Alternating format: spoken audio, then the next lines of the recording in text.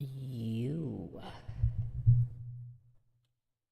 are listening to Mindshock. This is your host, Bruce Maguire. And we're going off the rails. Actually, there will be no rails tonight. So, in various live streams, we have true crime. We have flat earth, conspiracy, paranormal, regular Q&As, but I try to keep things on the rails relative to certain subjects. No rails tonight. So we will see how this all turns out. For Free for All Madness, the inaugural edition. As always, if you want to support the Mindshock podcast, help logic and reason return to a world where it is quickly going extinct, you can donate to our PayPal. Just check the link in the description. Make sure to subscribe to the channel. Hit the bell for notifications if they're not coming through. Like, comment, share more videos. You can also just sign up for Patreon. Even the free tier has updates, and they actually work unlike YouTube's. You could also check us out on Twitter, Facebook, Reddit, and Patreon. Questions, comments, theories, thoughts, suggestions, rebuttals, debunkings of any kind, leave them in the comments section, or if you are with us live in the live chat here, and I will attempt to get to each and every one of them. So how's everybody doing on this beautiful Saturn day evening? We got the legendary John Thor in the chat here as well.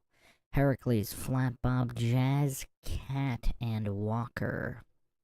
That's an interesting name, Walker. Any relation to Chuck Norris, Texas Ranger? I didn't know we would be opening up this free-for-all with the one and only Chuck. But Walker has, what is that? Is that it looks like a film negative type filter on your avatar there. Or is that Walker between worlds of the occult? Walker says, no Walking Dead fan. Oh, wow. Okay, so let's go to zombies. So we're going Chuck Norris to zombies. Why not both is obviously one of the all-time questions. Now, some might not know.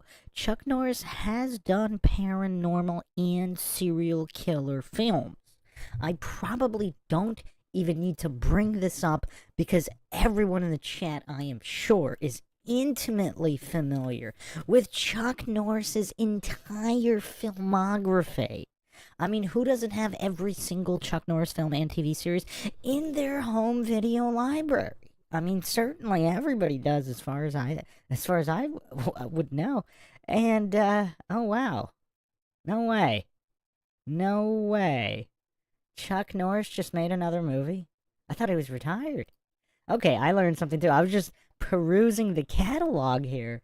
Apparently, Chuck Norris has made a comeback in 2024. Wow, this is crazy. This is crazy. How the heck did they get Chuck Norris out of retirement? So, Agent Recon is Chuck Norris's latest film, 2024. It came out June 21st, 2024. How have we not heard? Okay, this is seriously some Mandela stuff going on. Because we were just going over Chuck before, and this was not on the filmography before. Or did he make this film in secret, or did he license his AI, perhaps? An AI image of him? I don't know. This is weird stuff, people.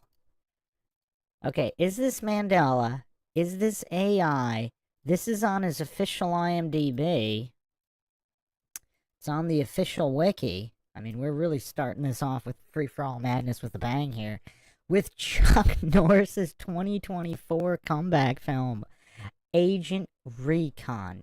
A staggering 2.4 rating on IMDb out of 10. I mean, just absolutely staggering rating here. So this is his first film role in 12 years, other than random cameos. Wow. Wow.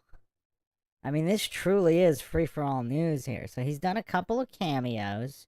And, of course, the Expendables cameo in 2012. That one was pretty legendary. But since then, he hadn't made a movie since The Cutter, 2005, and Walker, Texas Ranger, Trial by Fire, which I actually knew a few people who worked on that, believe it or not. Does anybody find this shocking? Hold on a second here. Let's go. Well, let me bring up the poster for this. I mean, none of the lead actors or anything like that, not the directors, but I actually did know people on, on the behind the scenes, bottom of the total poll production credits here on Walker Trial by Fire, and it was actually a cliffhanger. No spoilers here, but I will say it was a we have to talk about the fact that it was a cliffhanger on the Walker saga, which has never been resolved. It was a TV movie, so they're supposed to actually... There was supposed to be another 1 or 2 TV movies to wrap up the full Walker, Texas Ranger storyline. See, this is what happened when Walker comes into the chat and says howdy. Because I think... Wait, did Walker... Yeah, Walker said howdy. So when you give a Texas greeting with the screen name Walker, this is what happens. So yeah, this is pretty crazy. Flapop says, from Flat Earth to Bigfoot to Steven Seagal fighting Yetis to Roller Jam, you never know what we're going to go over. Oh yeah, Roller Jam's common. I think everybody knows that. But, okay. So, Matthew Knight says, do you have a shell of a format or it is an absolute free-for-all? I think what we're going over right now is going to answer that question. There is no format. There are no rails.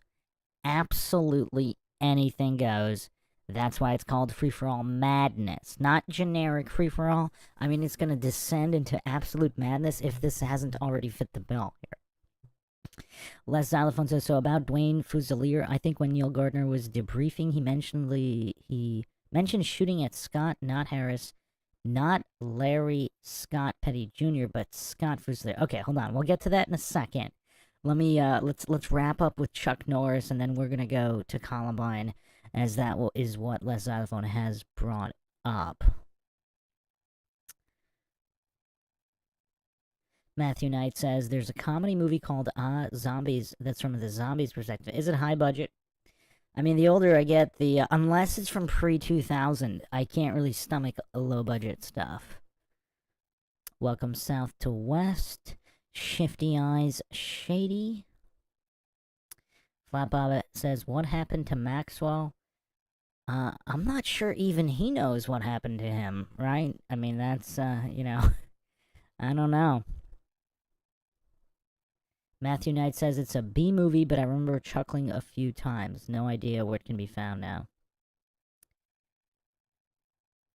Walking in 4K says, will you be re-uploading the more Murray content? 100% of the archive will be back online soon.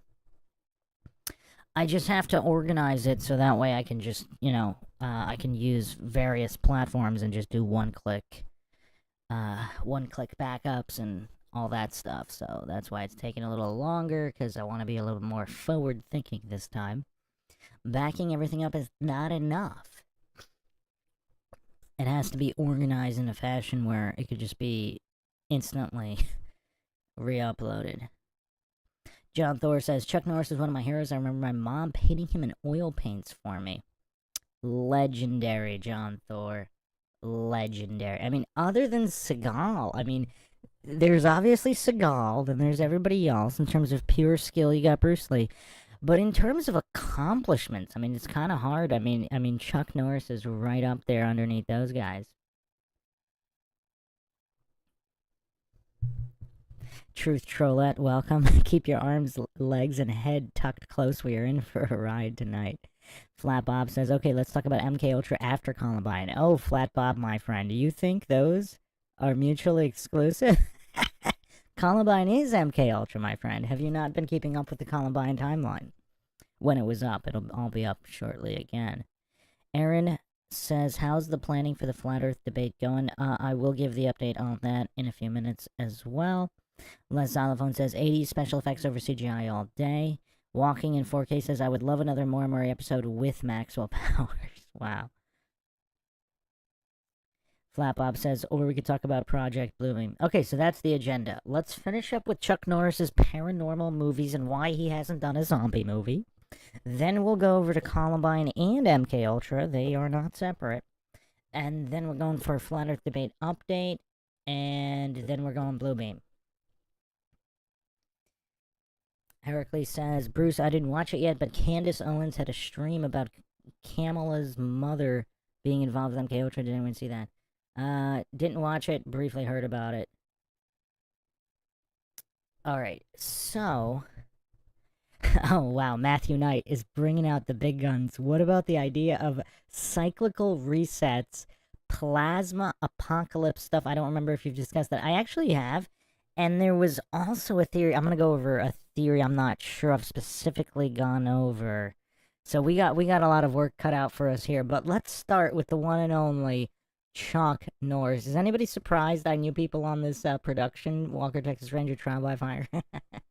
They said Chuck was pretty nice. Okay, so for those that don't know, back in the day, Chuck Norris did a film. Again, well, for those that don't know, I'm sure everybody knows.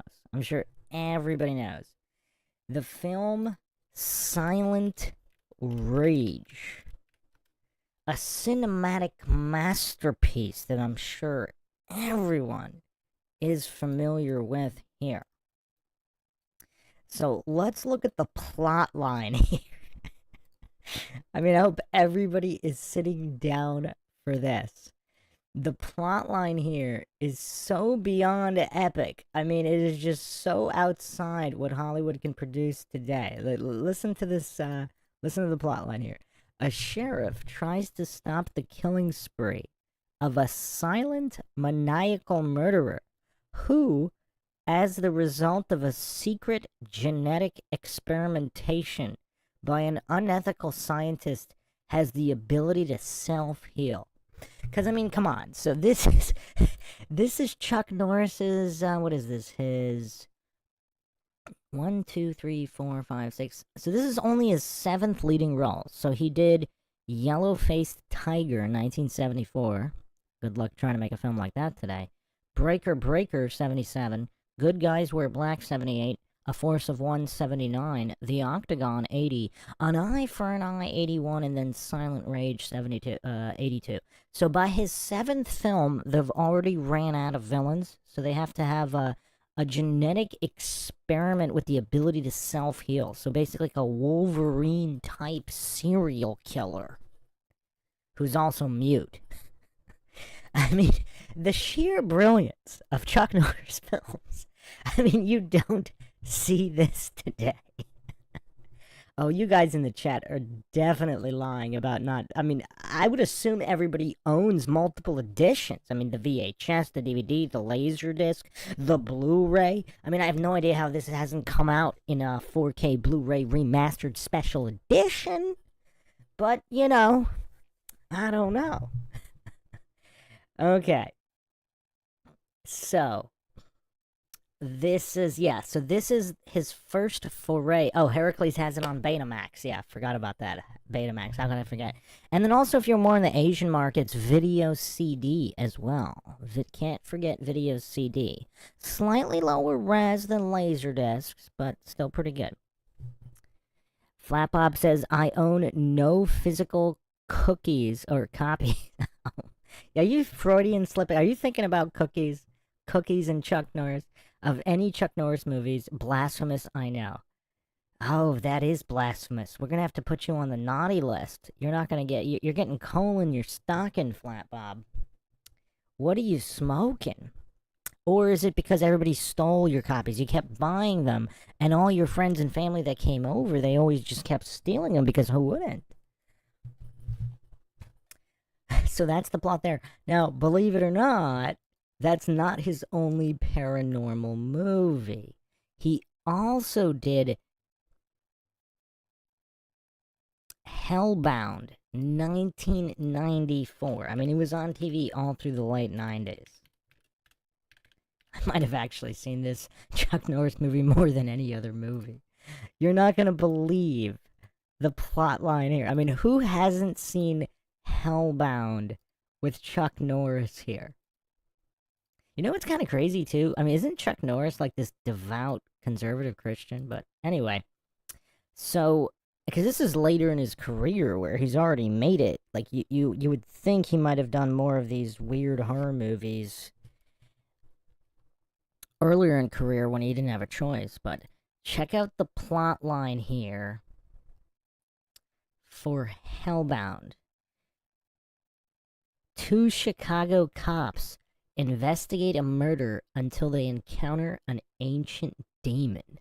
Let's see if there's a better breakdown, because I think it was they actually shot this in Jerusalem, if I'm not mistaken. Yeah, here's a little bit of a more expanded. 2 Chicago police officers are investigating the brutal murder of a rabbi and are summoned to Israel for questioning. While they are in Israel, they continue their investigation there on some leads they have. After a while, they begin to understand that they are trying to catch a supernatural being, and if they don't do it fast enough, something terrible will happen. The official tagline is a Chicago cop is about to face his worst nightmare. Only this time it's real. That's a little uninspired, if I might say so myself, compared to some of these other taglines for these canon film classics from the 80s. Has anyone not seen this legendary piece of celluloid, Hellbound?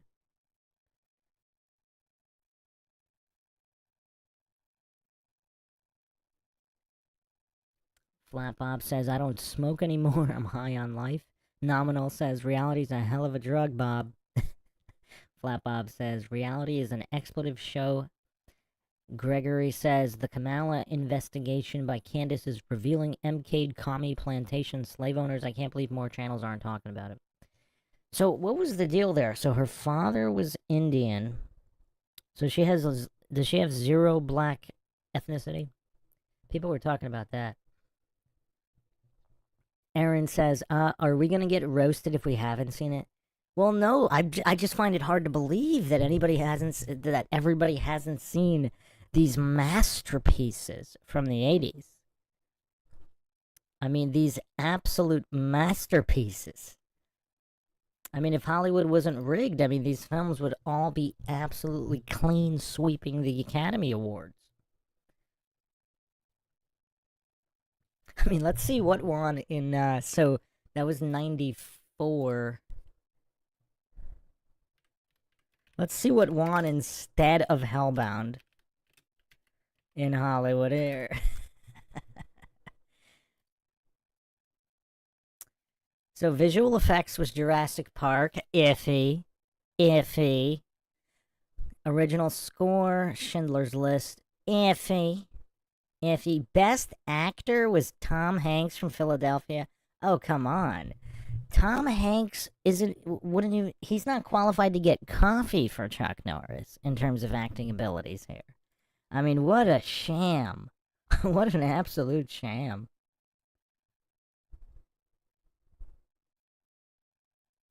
Cinematography, Schindler's List, iffy. I mean, Hellbound was pretty solid cinematography. Costume design, Age of Innocence. I don't know. The costume design here in Hellbound was pretty epic as well. A lot of blacks. A lot of black clothing. Best Director, Spielberg for Schindler's List. Iffy. I mean, look how brilliantly directed Hellbound is.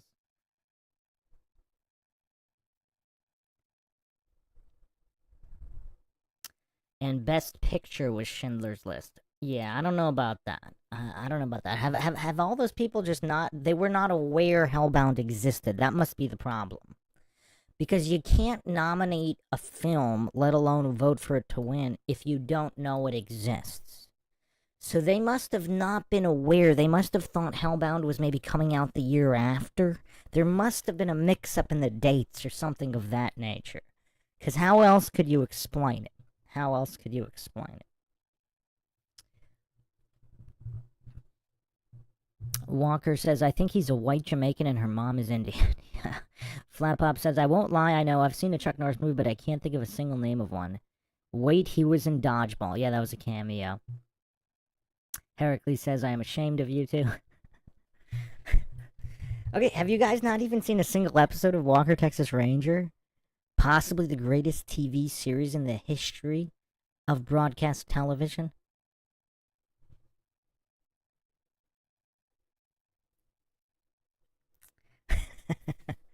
Now, you know what, Flatbob? I think I myself have actually missed a couple films. I have all of them. So I do own his entire catalog. The entire film catalog I own. But I missed a couple. Let's see here. So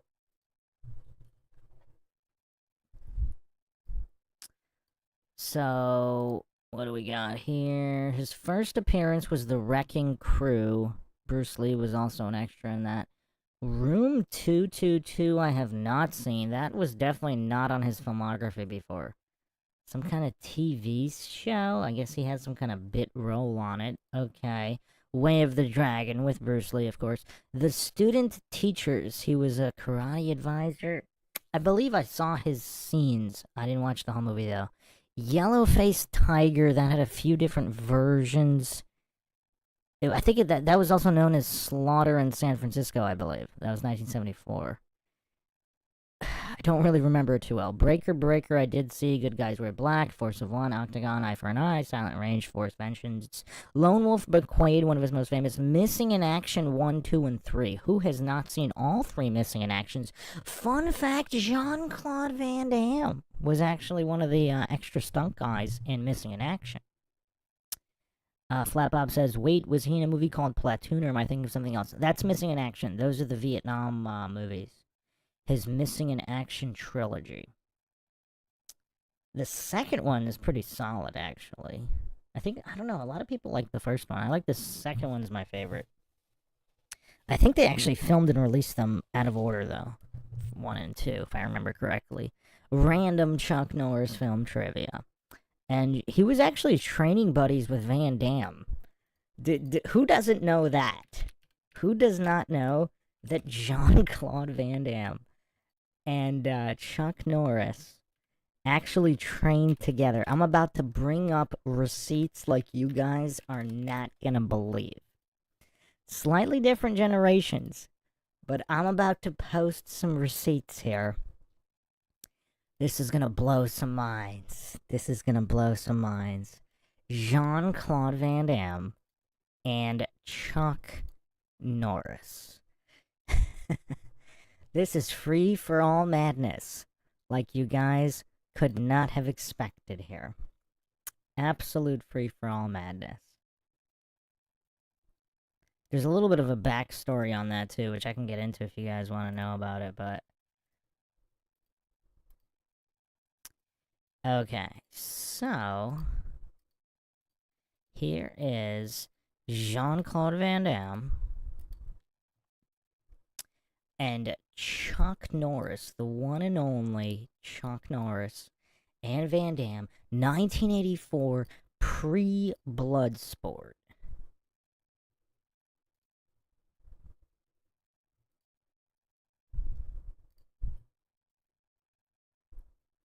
Who's ready for this?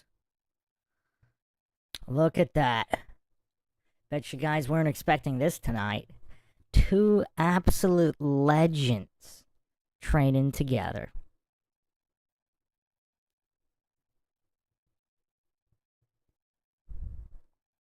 This is a clip from German television. I don't know if there was any kind of coverage in the US. And Van Damme's got to teach him some better splits. I mean, Chuck's not even all the way down. I mean, can he even do them on chairs? He probably can't even do them on chairs. Van Damme is so young here. Wow. Because this is before he had any major movie roles. This is 84. I think Chuck got him on Missing in Action. But the backstory here is kind of Chuck just used him as like this lower training partner, and Van Damme, of course, knew he was destined for greatness, and he didn't want to just hold pads for Chucky.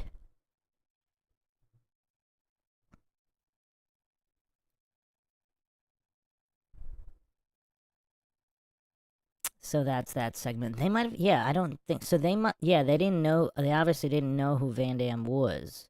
So this is just a German.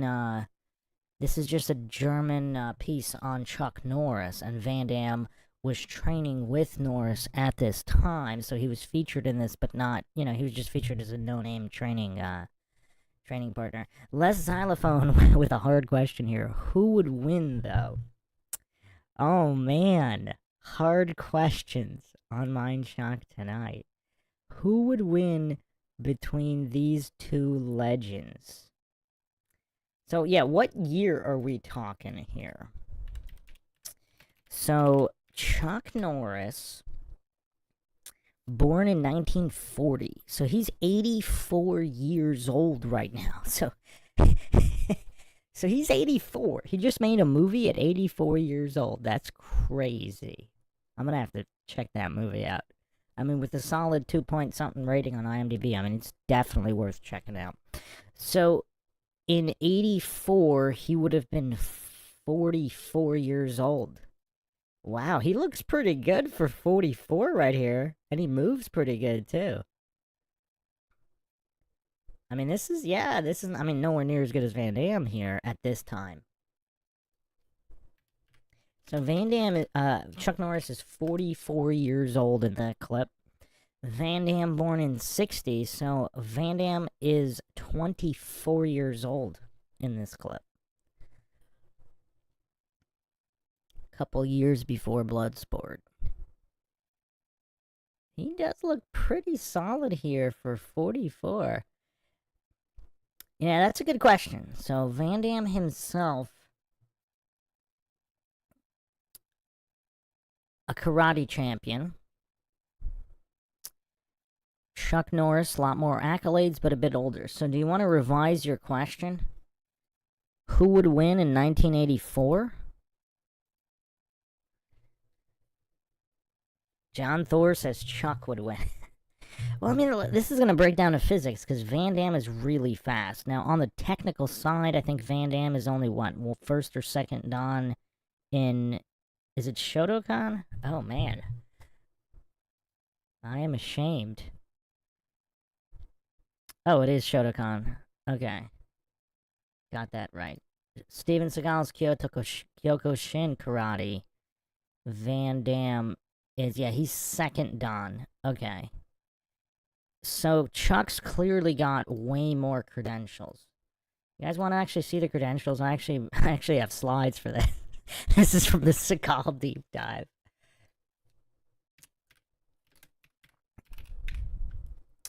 Yeah, I actually have slides here I can put up.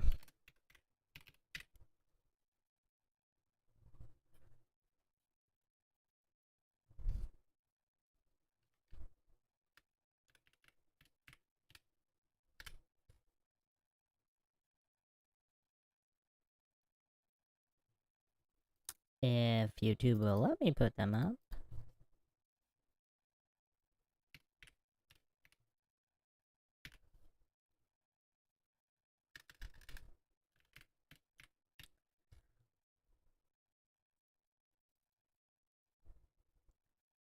Huh, that's weird.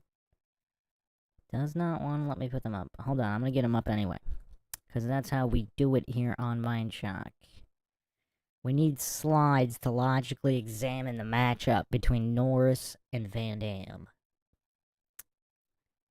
What could be more important here? I mean, I can't think of anything more important than this.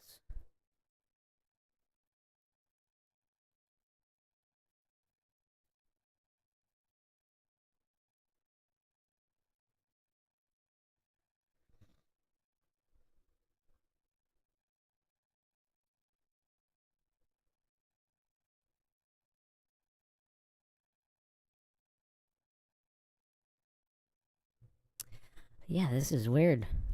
It's pretty weird.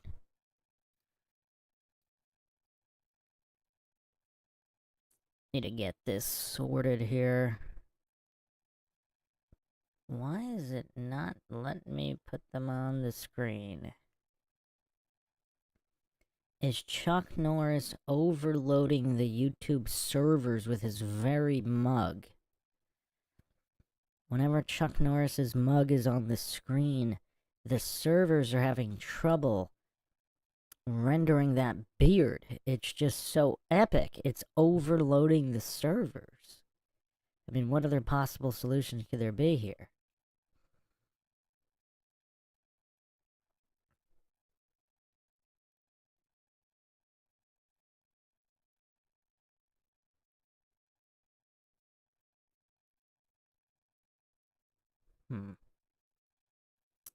Oh, this is a tough one.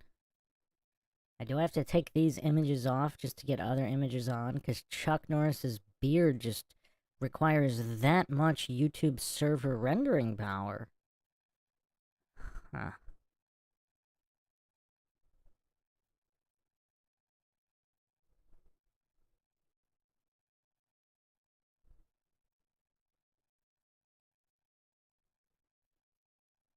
Yeah, this is really strange.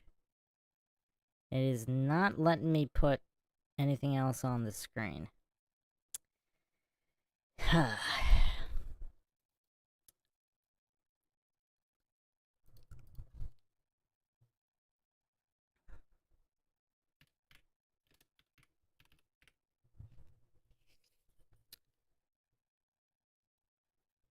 gonna see if I get this sorted, because we do need to figure this out. Actually, you know what we could do? I wonder, instead of using the slides here... Yeah, I have an idea here. I'll put up the Seagal podcast. Forgot which episode we went over his martial arts credentials, but...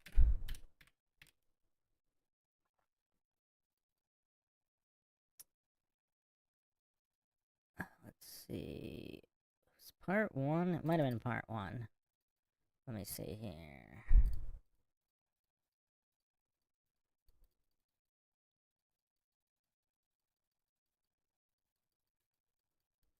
I mean, I'm assuming that's what most people are here in the stream for off-the-rails madness like this.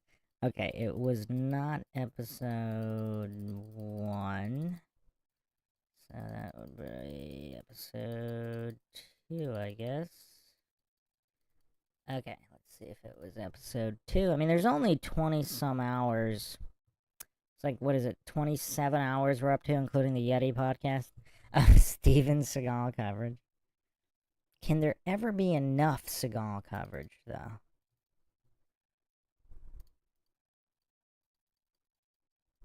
Yeah, I think it was episode 2. Alright, let's see. We went into his whole background. Maybe not. Maybe we didn't get to it in 2 either. Okay, so I guess it was episode 3. Okay. Oh, wait a second. This is like 4.5 hours. Gotta make sure I get through. Skipping through it. This is so tough. Okay, we went over Seagal and Bruce Lee. Okay. Oh, wait. It was 2. Yeah, it must have been part 2. Seagal.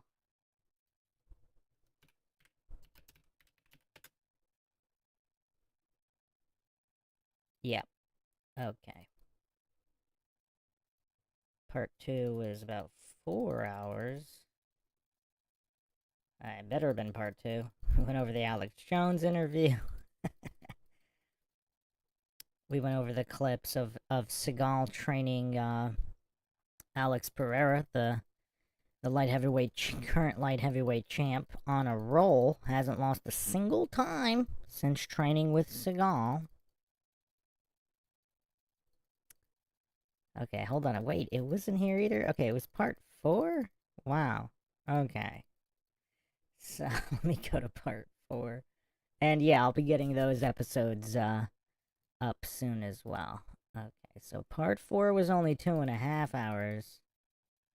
Is it part 4? Yes, it was part 4. Okay. Alright, we got this figured out. So, I'm going to put part 4 on the screen, and that had the slides in it.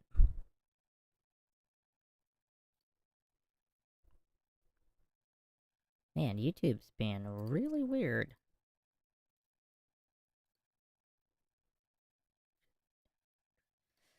Okay.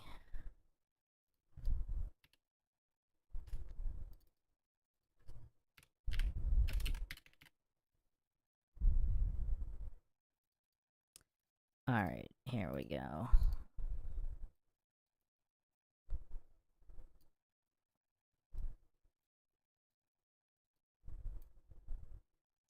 So these are Seagal's credentials. Oh wait, we're doing Chuck Norris. We're doing Chuck Norris versus Van Damme. Okay. So Van Damme, second Dan, black belt Shotokan karate. Chuck Norris, Tang Sudo, ninth Dan. Taekwondo, 8th Dan. Karate, 5th Dan. Brazilian Jiu-Jitsu, 3rd Dan. And regular black belt in Judo. So he's got 8, 9, 5, 3 degrees in those 4 styles, plus a first-degree black belt in Judo. Compared to Jean-Claude Van Damme's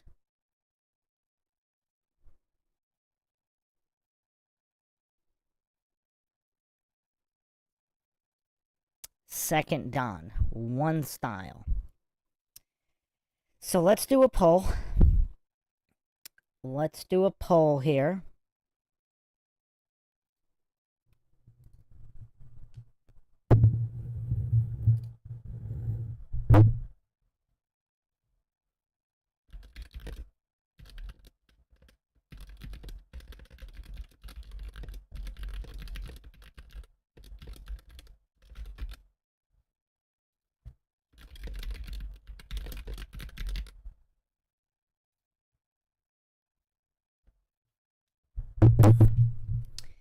Well, let's do 1984 first. So in that video clip that we're watching, it's a 44-year-old Norris and a 24-year-old Van Damme. So he's literally almost half the age. Approximately half the age of Norris. We'll do... yeah, it's kind of tough. I actually don't even know if I want to do Prime versus Prime. Because how do you... It's weird, because in Chuck Norris's prime, he didn't have all those degrees. He started studying jiu-jitsu way later. So Chuck Norris, in his physical prime, Chuck Norris would have been less technical. He wouldn't have had all of this in his prime. At his fastest, I think he was just doing Tang Sudo, maybe starting Taekwondo. At his absolute fastest in his prime. Whereas Van Damme's prime is that second Dan. That's as far as he got. And he's as fast, as strong, as flexible as he ever was. With Norris, and Norris right off the bat, he's a lot slower than Van Damme. He's nowhere near as fast. He's more technical. It's hard to say. I suppose he would have more power, if I had to guess. Although Van Damme's speed does generate a lot of power. So far we have 67% of people think a 44-year-old Chuck Norris could beat a 24-year-old Van Damme. 11% say no, 22% too triggered to answer. It's so tough, though, because Norris has that old man strength coming in. But on the other hand, I mean, Van Damme's got that speed. He's got that speed. Speed kills. Speed kills. It's really, really tough. And it's not like Norris did no holds barred.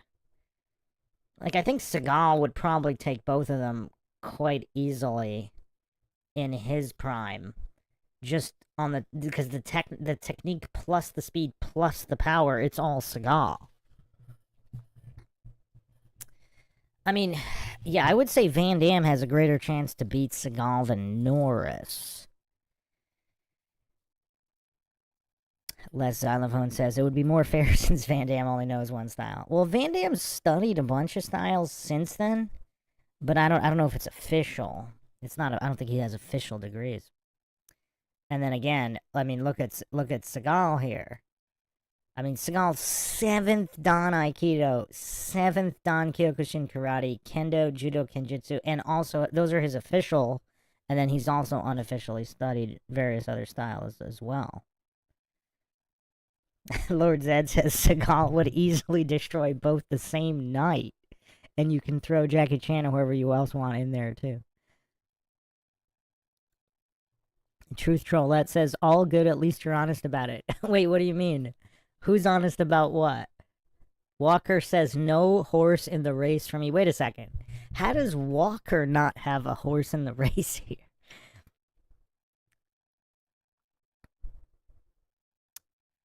Okay, so yeah, most people think Norris would beat Van Damme at 44 years of age. Yeah, I really don't know. I really don't know. This is a tough one. I mean, it might be, I might have to say coin toss. If they fought 10 times, they might split 5 and 5. I mean, I don't like giving that answer, but Van Damme's speed would be such a problem for Norris. Because, I mean, even in these clips here, I mean, Norris is quite slow. I mean, look at this. I mean, he's not that slow, but he's nowhere near as fast as Van Damme. I mean, look at that. It's telegraphed. It's pretty slow. I mean, a younger Norris would be much faster.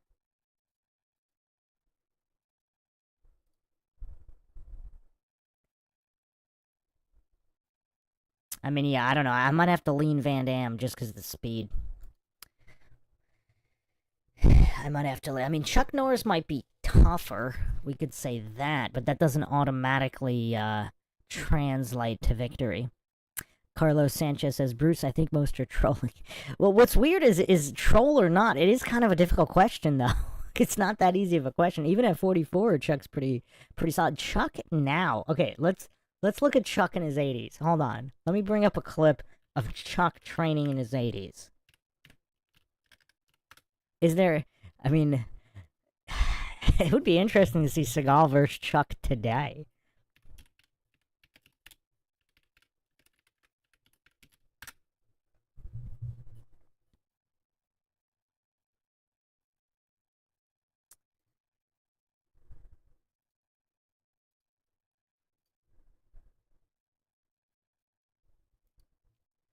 Alright, hold on, I got something here.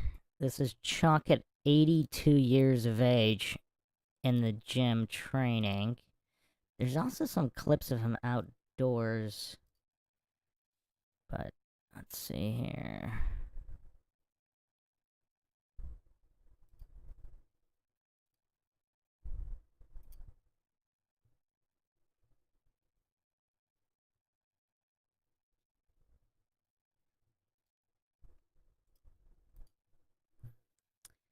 Okay. Because Seagal's in his 70s now. Norris a bit older. But yeah, Norris at 44 could certainly dispatch quite a lot of people. So here's Norris at 82 years of age. This is from 2 years ago. I mean, he looks like he could be in his 60s.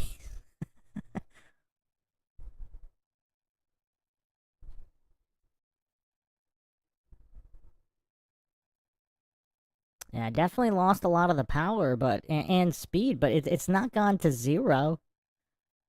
I would bet Norris at 82 can still wreck some of these Gen Z soy goofs. I mean, that's a lifetime of training there.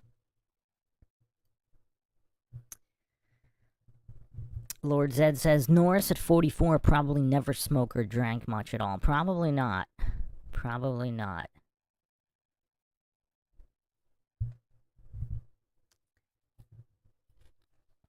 Lord Zed says probably always got sleep. I don't know about that. I don't think Chuck Norris sleeps.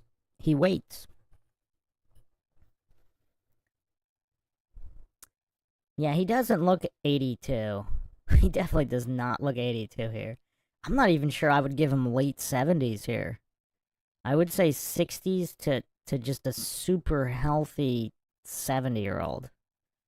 I mean, he doesn't even have that many wrinkles. I mean, maybe he did makeup for this video, but I don't know. I don't know.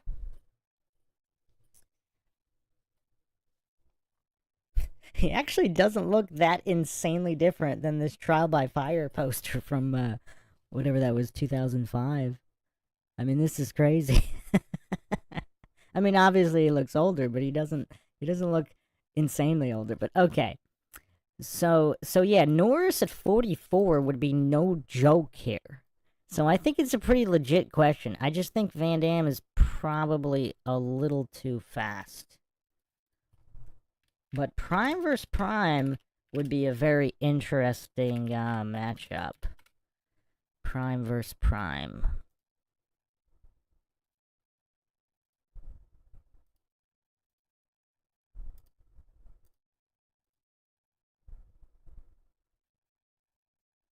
Alright, let's do some Van Damme training clips, which I think a lot of people have not seen.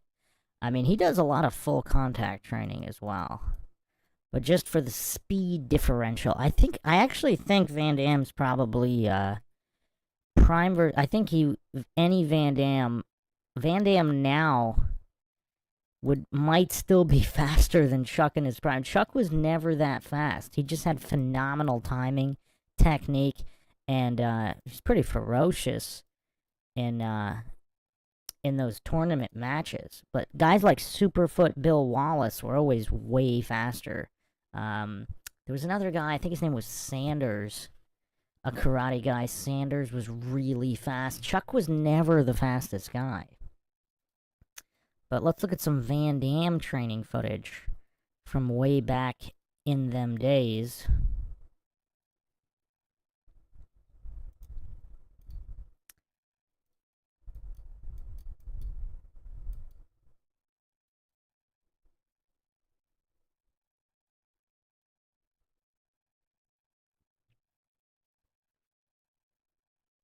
Yeah, I mean, I don't know. I'm not even sure Chuck is stronger than Van Damme.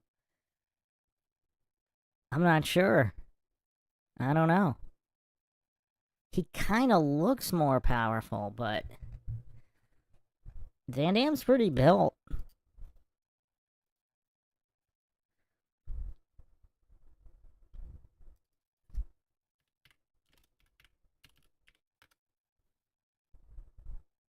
Chuck Norris is 5'9", Van Damme 5'10", so pretty close to the same size.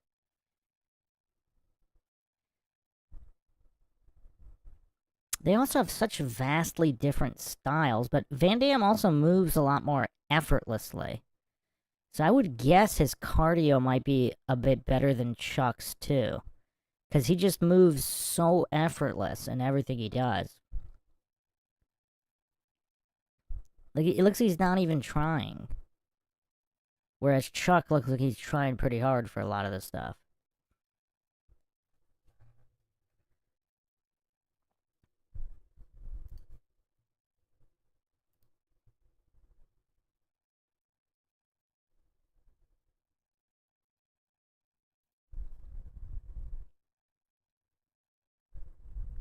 There's some full contact stuff in here in a little bit, so...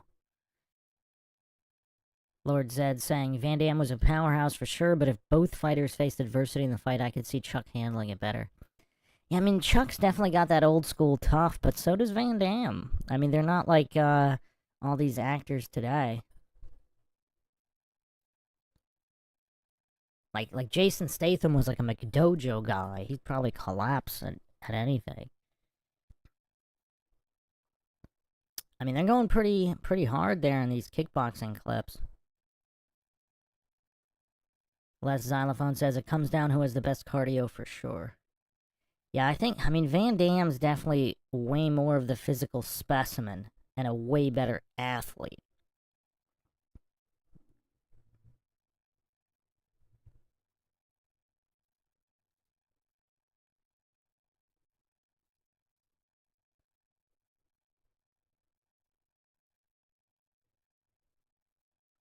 I mean, there are some fight stories of Van Damme, too.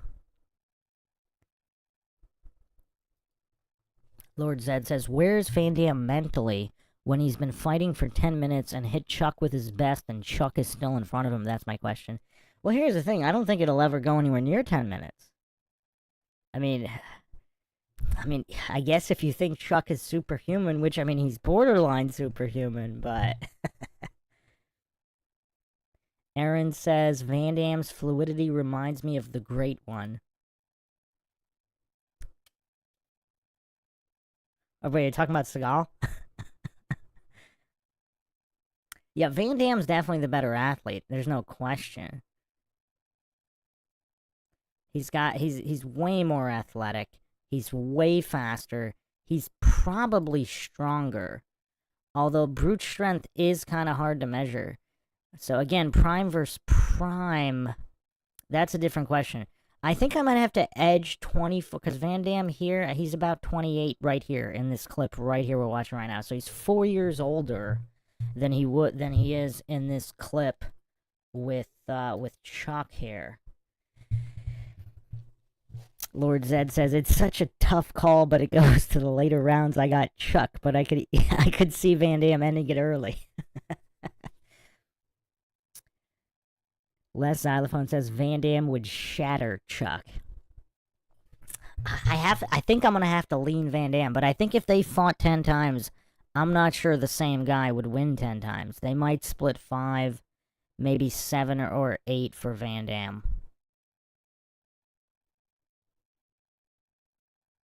Now, it's a slightly different call, because, let's see the exact year Chuck started training jiu-jitsu, because Van Damme didn't do a lot of ground style till later on.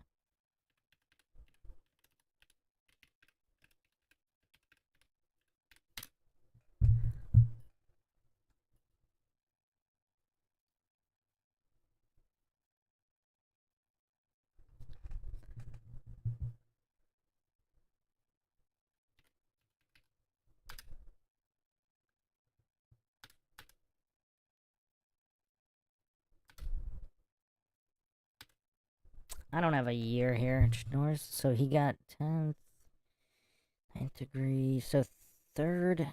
Okay, it doesn't say a year here. Special middleweight. Yeah, so I mean his prime would have been the late 60s.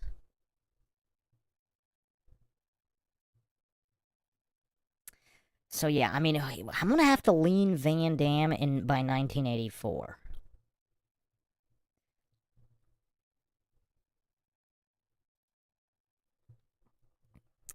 I mean, just being a better athlete, because who did Chuck beat? He's beating a bunch of guys that are nowhere near the athlete that Van Damme is. I mean, they're not even this. They're nowhere near the athlete that Van Damme is, or as fast as Van Damme. So we do have to keep that in mind when considering Chuck's karate record.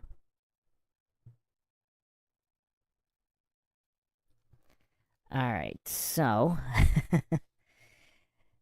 now, Noru Sasu says you should do a deep dive into what happened to that Heather O'Rourke girl from the Poltergeist franchise. Yeah, that's been on the list for a while. Okay, so let's finish up here with Chuck vs. Van Damme. One of the greatest questions in modern history, no doubt. Oh, Dave Scott, I just saw your, what? Oh, wow. Dave Scott says, I played basketball with Chuck Norris 15 years ago. Are you for real there? Because we need that story. Dave Scott's been around, so Dave Scott's bought drinks for Britney Spears, played basketball with Chuck Norris.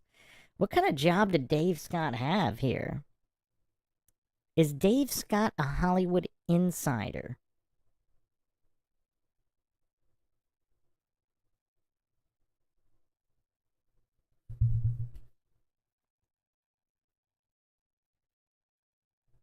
Dave Scott, you still here?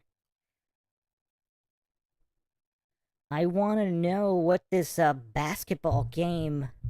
Haley Green here. Hello. I want to know which. So first of all, were you able to defeat the Chuck? So 15 years ago, he's 69, 70, somewhere about there.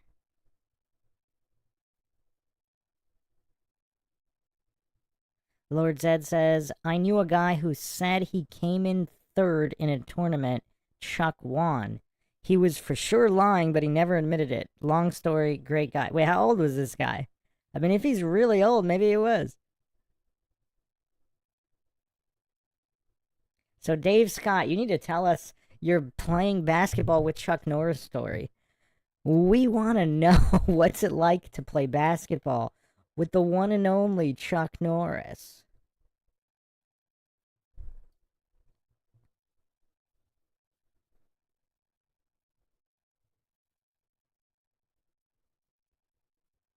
John Thor asks, which, if either of them, would be able to take out and kill John Rambo in First Blood? Okay, so you're not... Okay, well, what are you talking... Are you talking about Van Damme, or are you talking about one of his characters? Are you talking about Chuck Norris, or are you talking about Lone Wolf McQuaid? Who are you talking about here? Are you talking... Because Stallone's not... I mean, Stallone did some boxing. I mean, he got in really good shape, but I mean, I don't know how many real fights, if any, Stallone has. Lord Zed says, this guy might be 50s now. The timeline could work. Yeah, no, it wouldn't. It would not work. Because Chuck's last competition was what? Most of his competitions were in the late 60s. So this guy wouldn't have even been born. Let me see the last... Let's see, his last competition... Oh, was it 1969? Let's see here. By the way, Chuck Norris's real first name is Carlos. For people that don't know. Carlos Norris.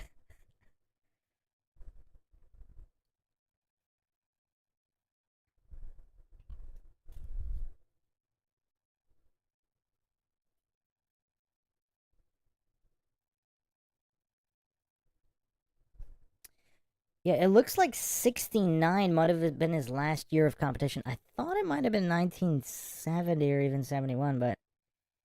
Chuck Norris...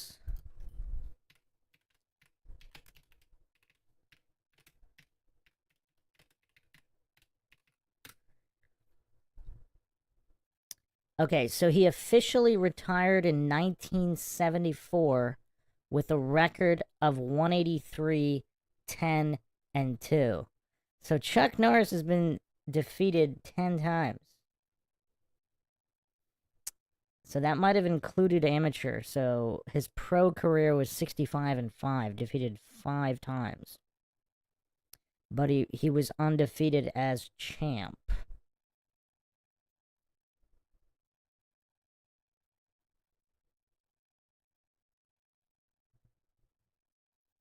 So if his last... So he retired in 74. That doesn't mean his last match was 74.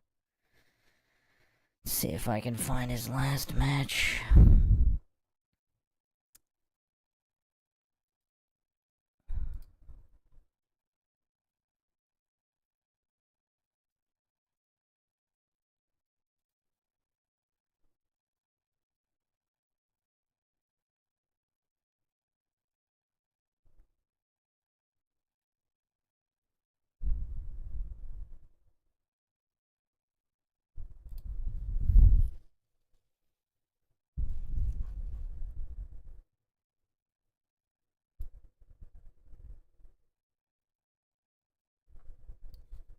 Also, Norris was lighter in his prime.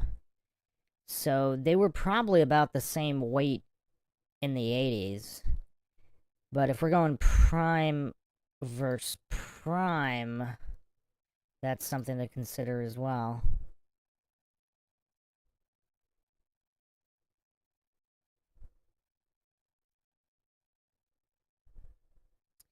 So somewhere around the early 70s. So that's when this guy, if he's in his 50s, he would have been born in the 70s. He would have been between 1 and 5 years old in Chuck's last 20. He would not have even been born for most of Chuck's career. So that guy's definitely lying.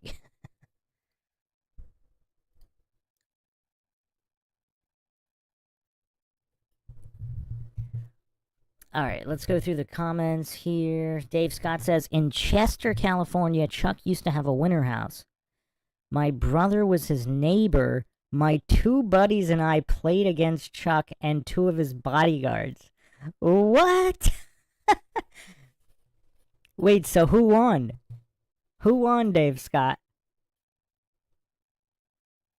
Were you able to defeat the one and only Carlos Norris?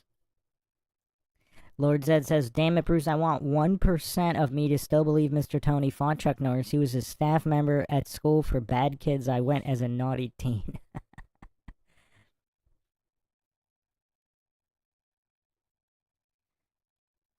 Pacau says, Chuck Norris is a silent gen. Not many of them around.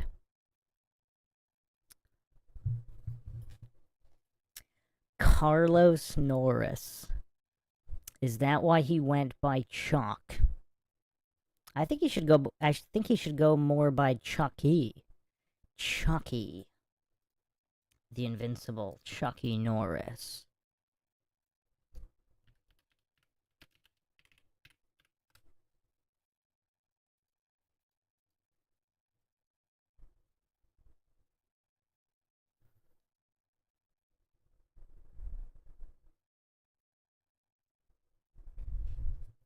Chuck is Irish and Cherokee. Cherokee Native American. So apparently not Mexican.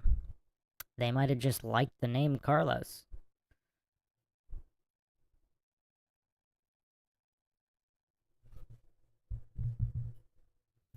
Okay.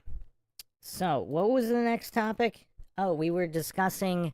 Oh, Walking Dead. Yeah, this all started because of Walker and Walking Dead. So how come Chuck Norris hasn't done a zombie movie? I mean, there's still time. He's still in good shape. He's in good enough shape to do a zombie movie where he's just wrecking zombies with roundhouse kicks and sidekicks. It should be Chuck, Seagal, and Van Damme team up in a zombie movie. Wait, is it? Lord Zed says his middle name is Ray. Isn't the doll named Ray when he was human, the Chucky doll? I don't know. Yeah, this is all your fault, Walker. But we're going off the rails tonight, so no need to apologize. This is Anything Goes. Free-for-all madness here on Mindshock.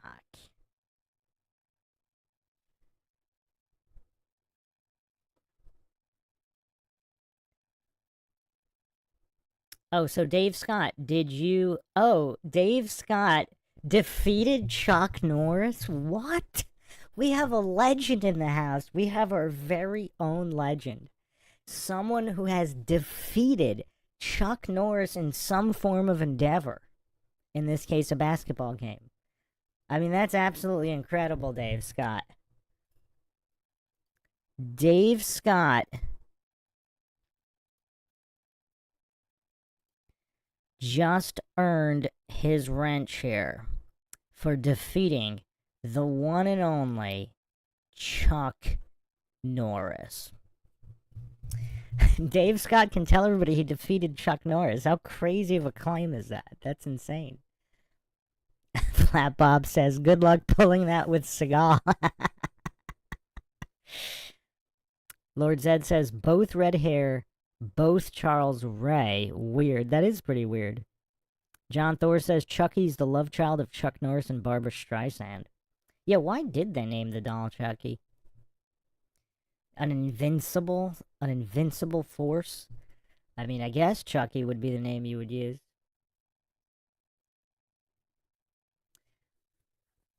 Kill the bank in the house here. You just missed one of the most epic discussions in the history of podcasting. Jean-Claude Van Damme versus Chuck Norris.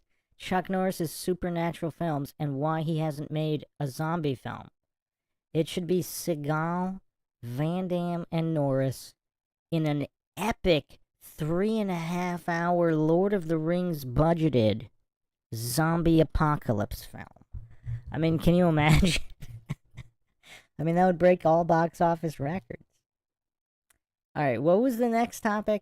Dave Scott says he was 70. I was in crazy shape, but I'll take the wrench.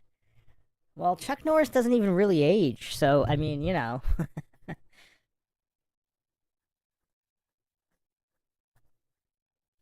If you defeat Chuck Norris in any form of endeavor, you get an automatic wrench on Mindshock.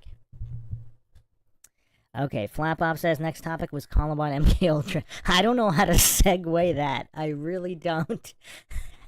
I don't know how to segue that, but okay. So,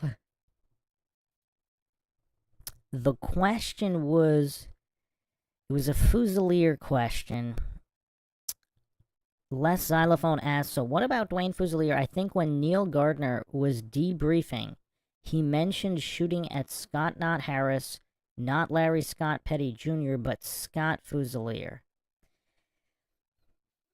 So, okay, I actually have an entire episode coming on Neil Gardner, not to dodge that question here, but it's a multi-hour to go over what exactly went down, because supposedly Eric Harris exchanged gunfire with Neil Gardner, but he wasn't the only one, and Klebold was not present at that moment. Now, according to other witnesses, Harris and Klebold were together the whole time throughout the shooting, while other shooting was going on, while also there was fully automatic gunfire also reported and multiple shooters. So trying to rectify all that information, that's a multi-hour podcast. Les Xylophone says, that's how we explain the bulletproof vest in the science room. Well, and the anomalies, I went over some of the anomalies, ballistics and otherwise. There are plenty more, yes. Kill the Bank says, no, that sounds like the greatest movie of all time. Just saw that Van Damme just made a sequel of some movie. I forgot the title. Well, wait a second, Kill the Bank. Are you aware that Chuck Norris made his comeback in 2024 at 84 years of age? Chuck Norris just made another movie this year. He just made his epic comeback, Agent Recon, which I have not seen. Hold on, let me write that down, because I need to watch this movie. I think this is some kind of Mandela.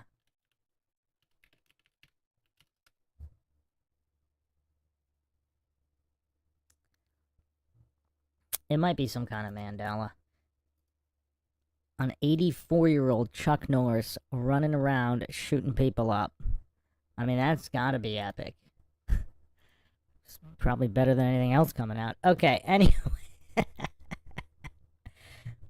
We might have to do a watch party. We might have to do a Chuck Norris Agent Recon watch party. The thing about some of these newer movies, even with Van Damme, if I want to watch a Van Damme movie, I'll put something on that I know is good instead of watching one of his recent ones, because I'm behind on my Van Damme filmography as well. I've only seen every single Van Damme movie up to, let's get the exact year. I'm missing a couple of Chuck Norris movies. Yeah, I watched everything up to Blackwater, so I have not seen Blackwater. Actually, wait a second. I haven't seen Kill 'Em All either. That was 2017. I did watch the TV series Jean-Claude Van Johnson. It was pretty funny. I watched Kickboxer Retaliation. Then I did not watch Blackwater 2018, Bouncer 2018. I think Bouncer is supposed to be pretty good. We Die Young 2019, Last Mercenary 2021. I actually started watching that, and it's not that great. Haters, I think that's a cameo, possibly. Minions, he plays Jean-Claude Clawed in Minions. That's weird. He does the voice of Johnny Cage in the 2023 Mortal Kombat 1 video game. Then there's Darkness of Man 2024 and Kill 'Em All 2 2024. So, yeah, I've watched... I also have not seen Kung Fu Panda 3, which... Or he does all of them? Kung Fu Panda... Yeah, so I watched pretty much everything. I watched Wake of Death 2004, Hardcore 2005, that was pretty terrible. Second in Command 2006, that was really bad. Until Death 2007, that was okay. The Shepherd 2008, that was okay. JCVD 2008, that was good. Universal Soldier Regeneration, oh wow, I might have actually not seen that. Whoa. I don't think oh, maybe I saw... I think he did 2 more of those. Assassination Games 2011, I saw that. I didn't really like it. A lot of people liked it. That's him and Scott Adkins. I did not like it. Then he did Arab on the City 2011. I guess that's a cameo. Some random cameo movies. Dragon Eyes with Kung Lee. Wow. I don't remember. I have this film. I think I might have put it on to watch it in 2012. And then something happened and I didn't actually get to watch it. That's my recollection of that. Expendables 2, saw that. Universal Soldier Day of Reckoning. Yeah, I did not see the last 2 Universal Soldier movies. Yeah, that's kind of weird. I would have thought I would have seen them. Okay, I did watch 6 Bullets 2012. Not that great. He also did Alien Uprising 2012. So his daughter is the lead. I guess he has a cameo in it. Haven't seen that. But Van Damme in an Alien movie sounds kind of cool. Welcome to the Jungle 2013, the comedy. That was actually pretty funny. That was actually good. A company retreat on a tropical island goes terribly awry. If you haven't seen that, watch it. Van Damme is really good at comedy. Enemies Closer 2013. I have not seen that. I think he plays the bad guy and he does a really good job in that. I can't believe I haven't seen that. Swelter 2014. I started watching that and I was so bad I couldn't watch it. Pound of Flesh 2015. That was actually pretty good. That was pretty good. So I did see that. Okay. So I haven't seen every single movie up to 2016, but just about most of them. And I did watch the 2 Kickboxer movies that he did in the Kickboxer universe. Okay, so I'm missing a couple. I'm missing about 7 of his films, believe it or not. And then I've obviously seen every single one from the 80s and 90s and early 2000s. Okay, so that's my experience with the Van Damme filmography. I don't know why we went... why were we going over that? Oh, somebody mentioned Van Damme's new movie. Okay. Well, the Johnny Cage character is actually based on Van Damme, for people that don't know that, in Mortal Kombat.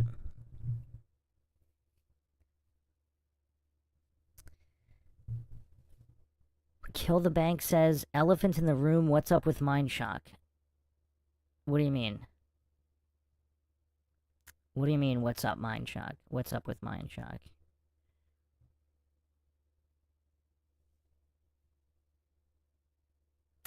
Oh, the submarine, that Van Damme submarine movie. Wait, which one was that? Wait. What was the Van Damme submarine movie?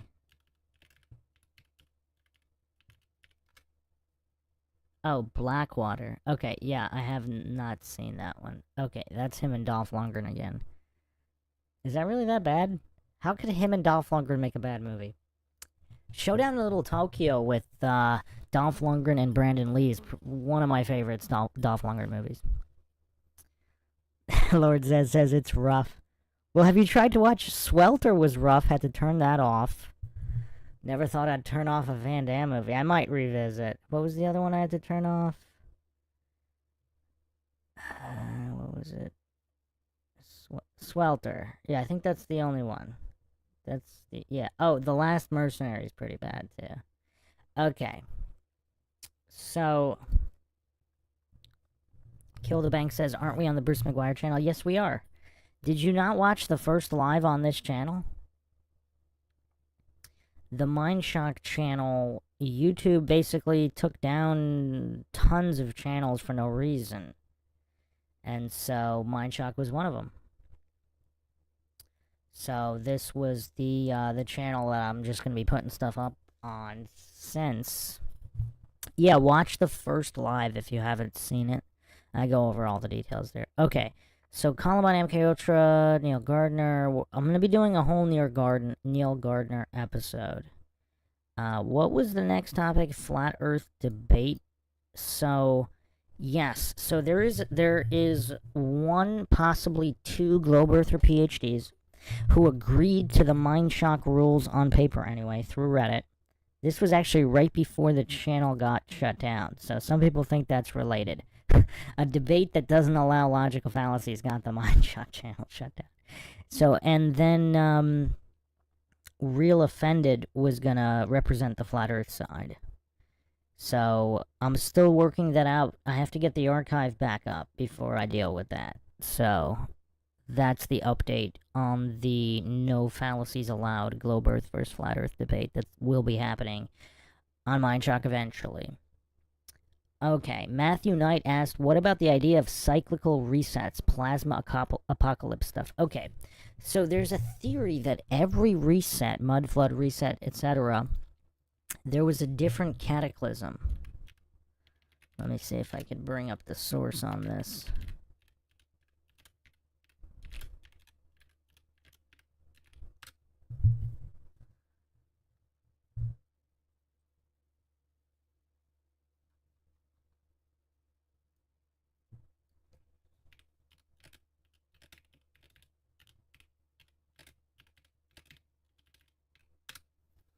I know I had the source somewhere here. Okay.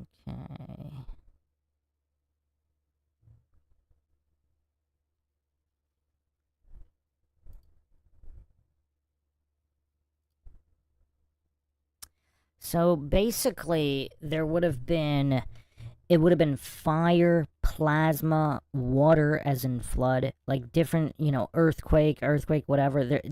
Every reset had a different type of cataclysm. So there was a lot more to it. Let me see if I can find. I don't know what I would have titled that. I really don't know what I would have titled it.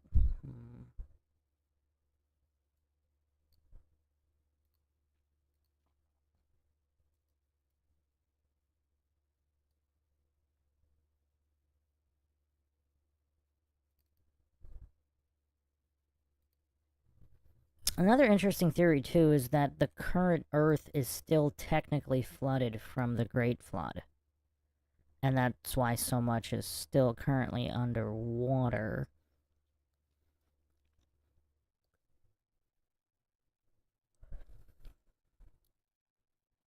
Yeah, I don't know what I would have titled this. Man, I forgot where I had this. But yeah, every reset was different in nature. The type of cataclysm was different. I thought it was interesting right up. Can't find the full breakdown, though. And then we also have, okay, so Project Bluebeam. Someone wanted to talk about that as well. Let me just catch up on the comments first, and then we'll get to Bluebeam. Justin Waters says, can you do a video on Wade Michael Page's connections to Columbine? He was the sick temple shooter. I actually think I did have a subfolder on that.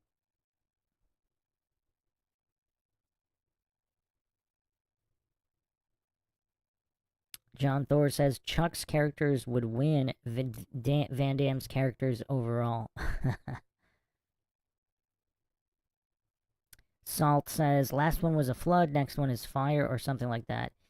Yeah, and one of them was like electric-based energy weapon type stuff. Yeah, they're all different types. So it's not necessarily the same cataclysm every time. Lord Zed says, John, we didn't go over whether Chuck can wear his cowboy hat and boots. If so, I got Chuck. Flatbob says, the next cataclysm will be the sky falling literally. Wait, what do you mean by that? Les Xylophone says, I don't believe you have talked about the guy. I have not in the series, just in my research, I have a folder on him. Anthony Simpson says, you should do a show on weather manipulation. In the works, my friend. Full deep dive on HARP, etc. Going back over 100 years of patents on weather modification. And various experiments. So that is in the works, my friend. Truth Trollette says, per scripture, all the stars will fall.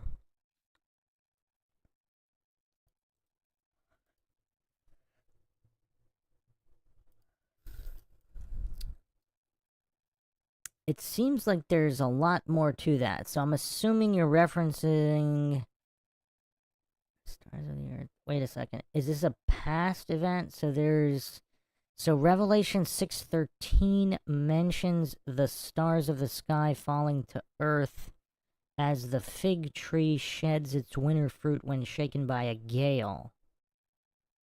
Mark 13:25 states that all of the stars of heaven will be dissolved. The skies...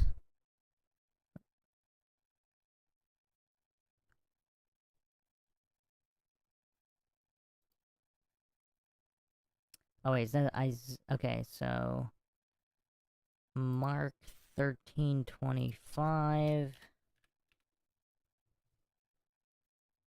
The stars of heaven shall fall, and the powers that are in heaven shall be shaken. So the stars are not the powers in heaven themselves.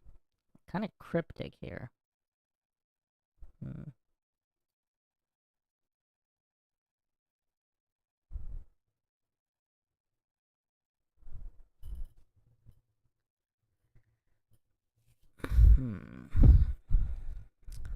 I mean, I don't see...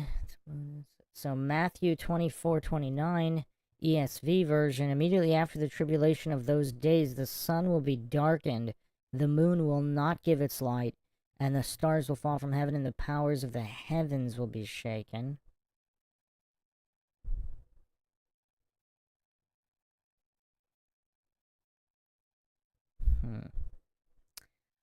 I mean, let's...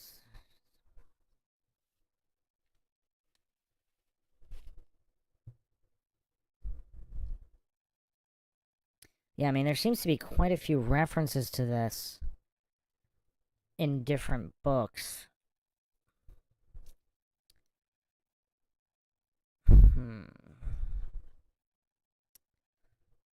Yeah, I mean, I'm not too familiar with what all that means and how it's interpreted.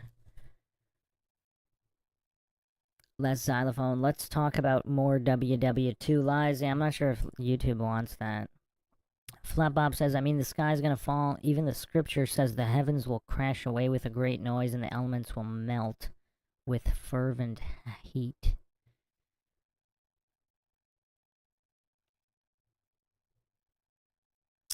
John Thor says, we need more poles in our lives. Truth Trollette says, stars are celestial entities, aka angels. Yes, fallen angels, etc. But then there are also other powers in heaven that are not the stars, aka celestial entities, according to the scripture here. Lord Zed says, Trump said there are space people. This was after I already believed he's probably related to L. Ron Hubbard, probably his son. That's just my opinion. The space people strengthened it. Dave Scott says, Trump looks like Crowley with a wig on. Prove me wrong. Oh, wow. Are we really doing this? Is Donald Trump Crowley? Wow, when we said there's no rails, there's really no rails here.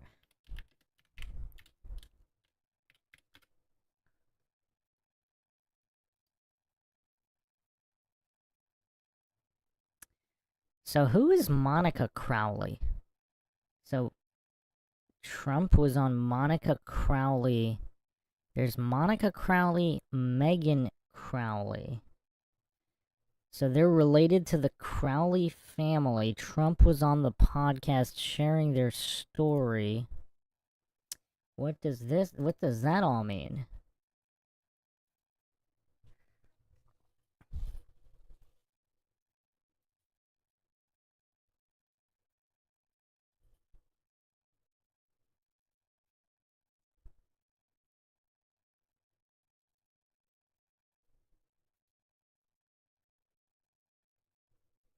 There's also Joe Crowley.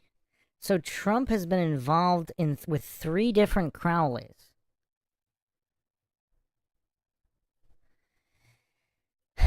Megan Crowley, Monica Crowley, and Joe Crowley. So Monica Crowley apparently was going to be the senior communications role in Donald Trump's administration, but ended up not taking it.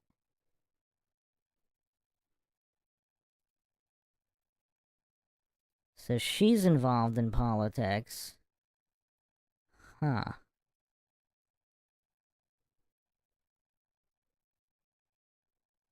Born at an army base. Interesting.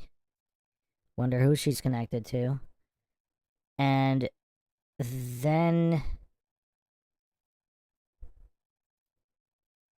there's a Joe Crowley who Trump called a slovenly man in 2018.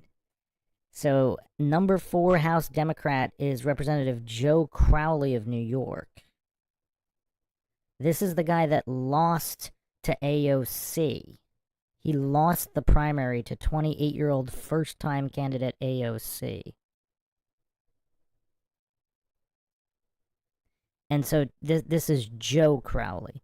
So Trump is involved. Trump has talked about or been involved with 3 different Crowleys.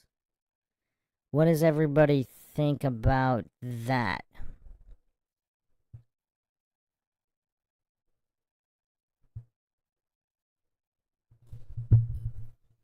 Is that too coincidental? That's a lot of Crowleys. That's not exactly the most popular name ever. That's not like a Smith or a Brown or something. I've actually never known a Crowley in my life. Probably, thankfully.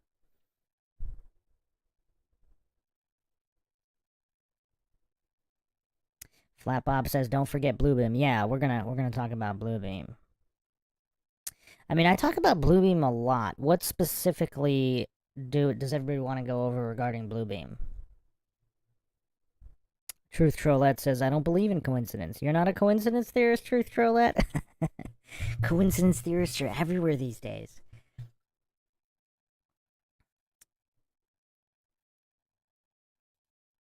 Flat Bob says, "Makes sense, seeing as he's got a mural on a ceiling of Apollo." Apollo Creed from Rocky? He's got a mural of Carl Weathers? That's kind of awesome. That'd be awesome. Who wouldn't want a mural of Carl Weathers? Dave Scott says, "Look at their photos side by side." Okay, hold on a second. I don't think I've ever actually done that. So let's see here.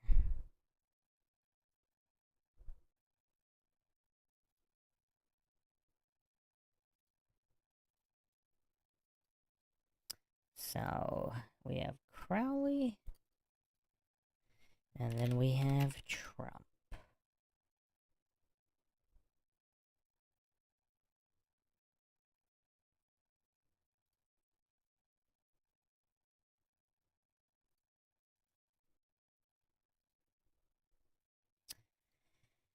Okay.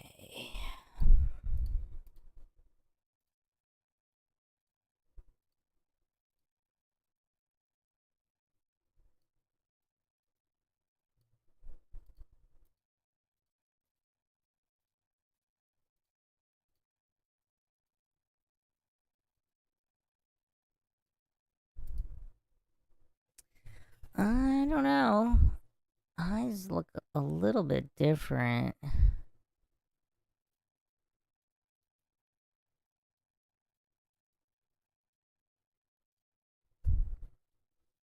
I don't know, the face shape and lines in the face look a little bit different. Ears are different. Nose is different. Chin is different. I mean, the entire jaw is pretty different. I wouldn't say these guys look alike.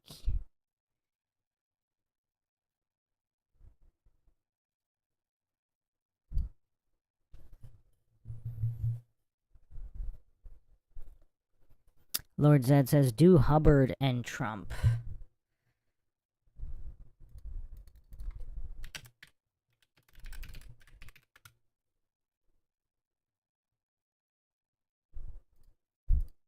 Oh wow, you might have something here. Trying to find comparable age here.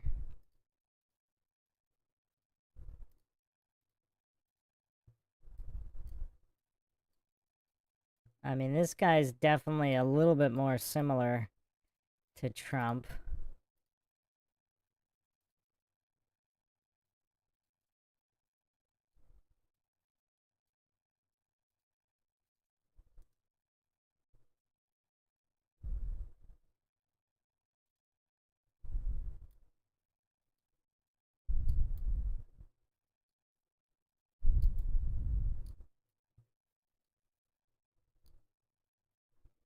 Slightly different shape of the head, too, though. But closer than Crowley, I would say. I don't know if they looked that alike when they were younger, though.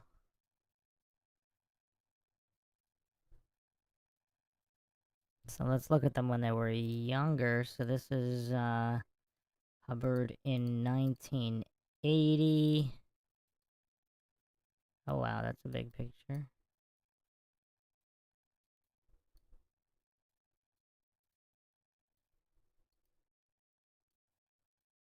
So this is Hubbard 1980.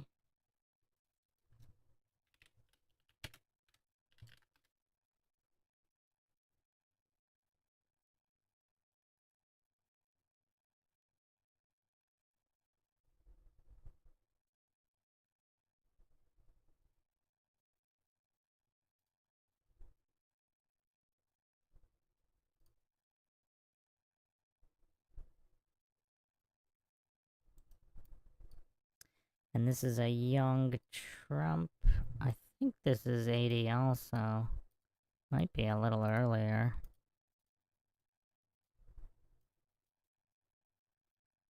I don't know. What does everybody think?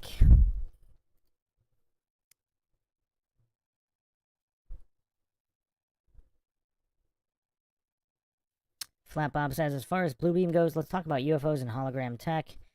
Lord Zed says, I think Trump is L. Ron Hubbard's son. Okay. So they wouldn't look exactly the same. Walker says, is that Uncle Fester? Matthew Knight, do Uncle John Trump and Donald Trump.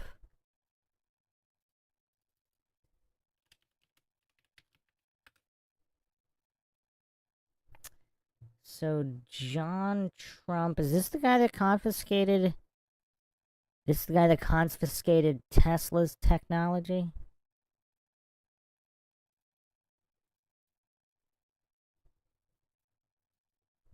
I actually went over that on a podcast. Got to get that one back up online. That one was quite a few years ago. John Trump. Huh. What's the theory? This is all one family?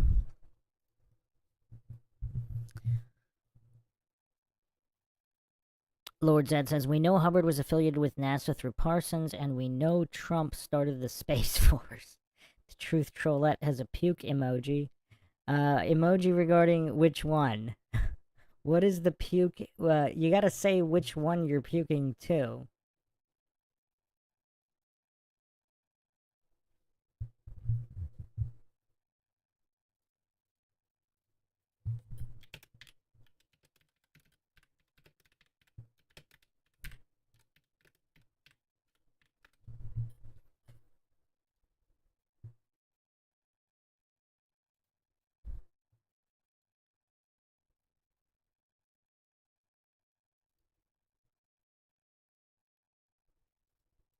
I mean, I found another one here. Someone posted this on Twitter.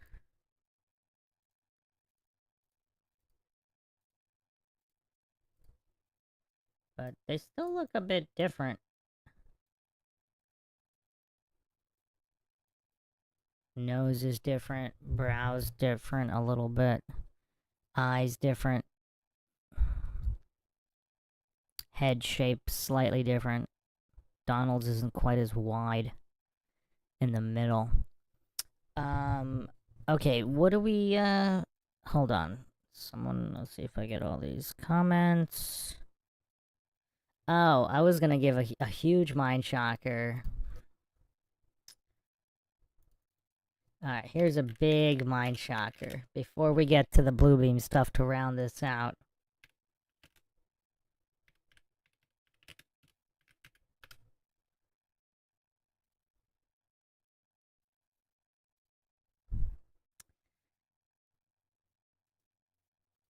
So, brownie points for anybody who can guess who these people are here.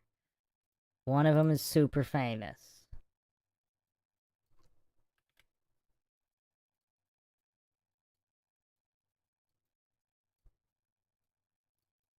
Who are these individuals here?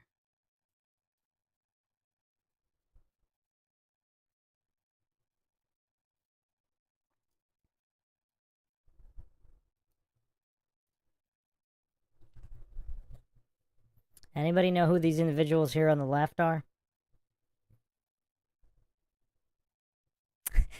Haley's been keeping up with the community tab, huh? Or have you not? Haley, did you guess that without looking at the community tab on the channel today? It is indeed the one and only Carrot Top with his father, NASA engineer.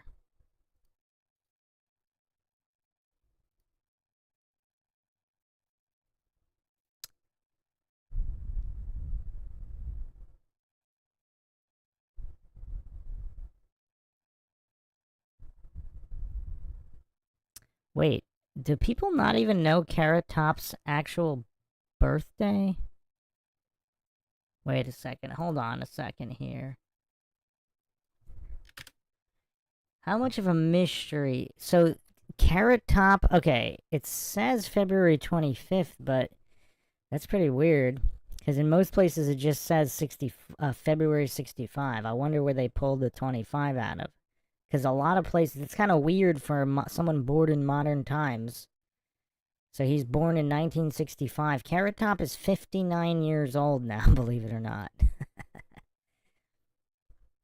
So his father is some kind of mysterious NASA engineer that not a lot is known about, which is kind of weird.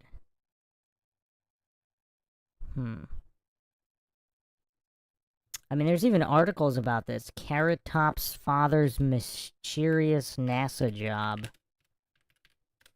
Everything goes back to NASA, huh?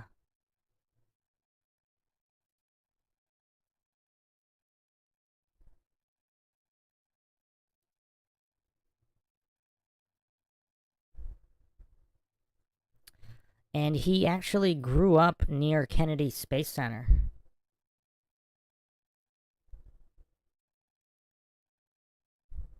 He was actually on a podcast this past January 2024 talking about his father's NASA job. His Carrot Top's brother pursued a career as a pilot in the U.S. Air Force. So, quote from the podcast here, my father worked at NASA. Yeah, worked at NASA and trained astronauts. And you know, I didn't even think anything of it. When you're a kid, you just think your dad's a nerd and he's going to go to work, and he'd say, you want to go to a launch? And I'm like, no, I don't want to go to a launch. I want to watch Brady Bunch.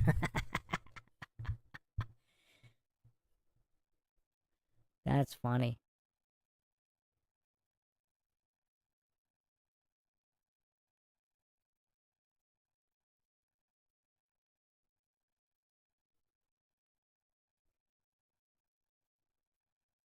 But yeah, not too much revealed about what exactly his father did.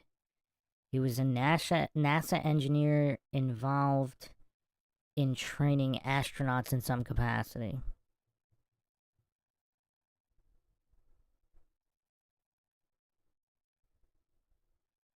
He has a $70 million net worth.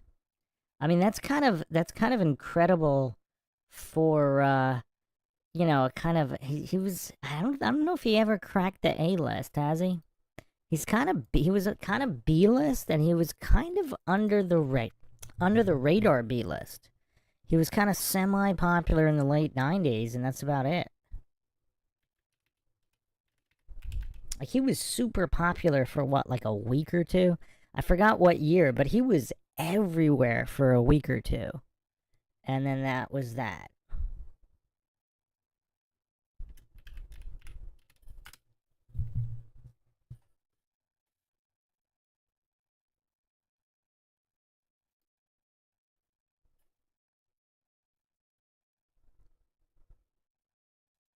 But you gotta admire his dedication to sticking to his shtick. I mean, this is what he looks like today. I mean, he's really went with the carrot top. I mean, he's not letting that go anytime soon. I mean, that kind of looks like a wig to me, but I don't know. I mean, he just is not letting go of this persona.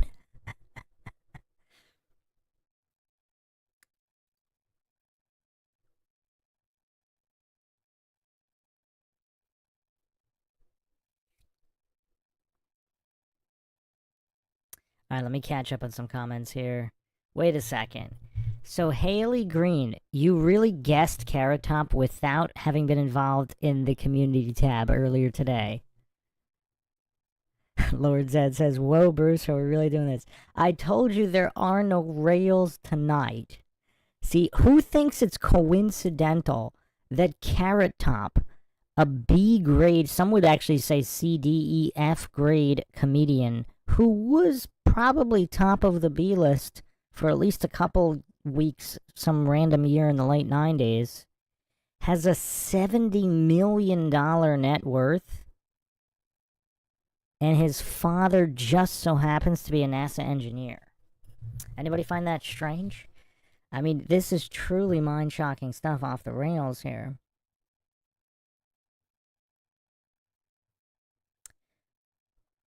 Austin says, Trump was in my city today, LOL Gastonia. What'd you think of that, Austin?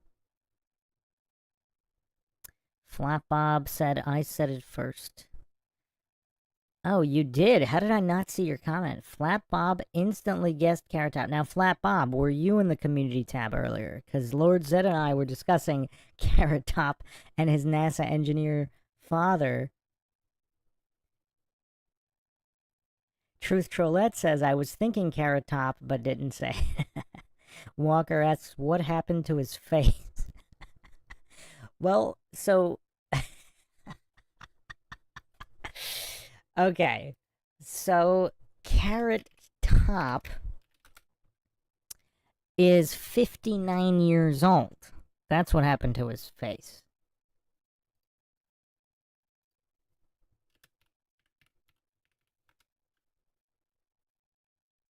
He was also on the Joe Rogan podcast. What year was this? Because he got crazy jacked. And, I mean, this was a number of years ago now.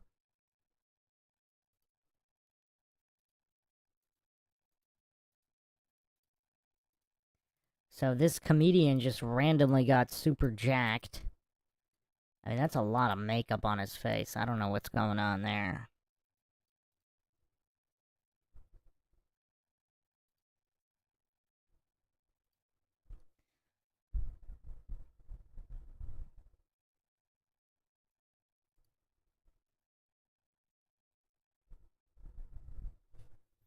I mean, what's kind of crazy though is how I mean, everybody kind of made fun of, like, he was the number one guy to make fun of. So he was kind of like the doormat guy everybody made fun of.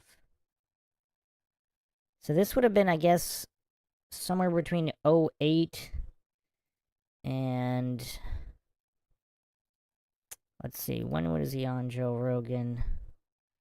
2020. Oh no, so this one is 15 years prior to 2022. So somewhere '08, 010 or 08 to 2010. He got crazy jacked. But his dedication to the moniker and the mop on his head, I mean, you gotta admire that.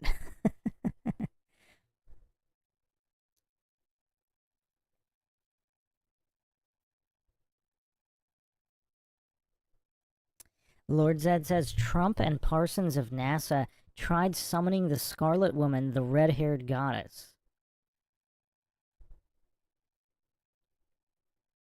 Lord Zed asks, could Carrot Top be Scarlet Woman's child? Wow. Wow. Oh, Brittany also saying, I knew it was Carrot.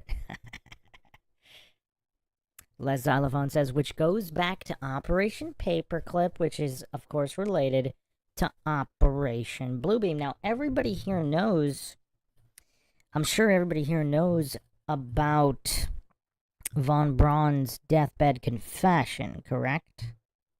I mean, who here thought we would be discussing Carrot Top in connection to Operation Bluebeam? Raise your hand in the chat if you were expecting Carrot Top to be part of the conversation with Von Braun, Paperclip, and Bluebeam tonight.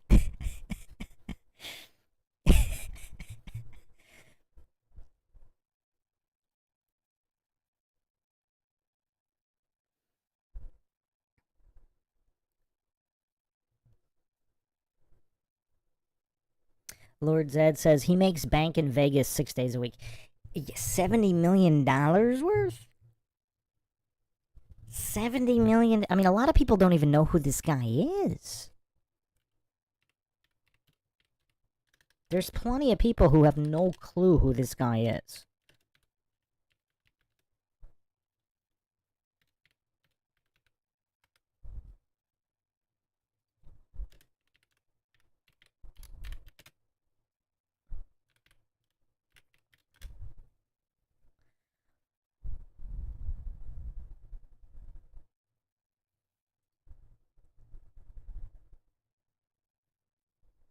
So, for example, Britney, I just looked this up. Britney Spears. So, so her Vegas residency was $300,000 per night. $35 million for the extended deal.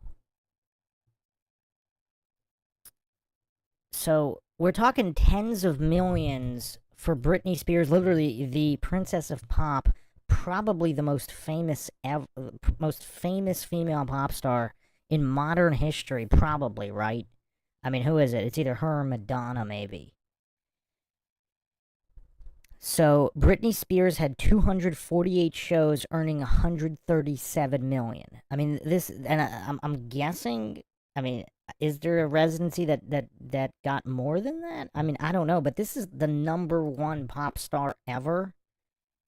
Is getting 100-something mil, and this guy's at 70. Now, I know that 70 isn't just from his residency, but that's his total net worth. And, well, let's look at Britney Spears' total net worth.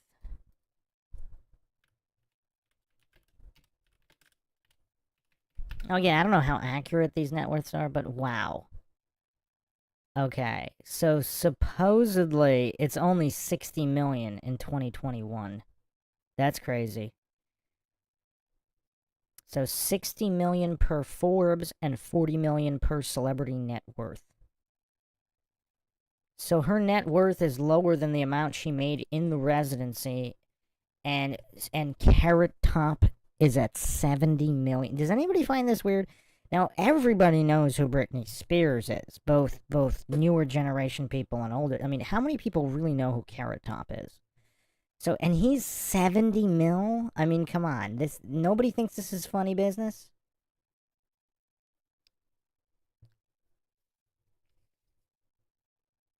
Lord Zed says this is mind-shocking on a new level. It is, isn't it? Off the rails tonight, people. Actually, there are no rails whatsoever. Flat Bob says 33 people in the chat. Illuminati confirmed. Flat Bob says par for the course on Mindshock.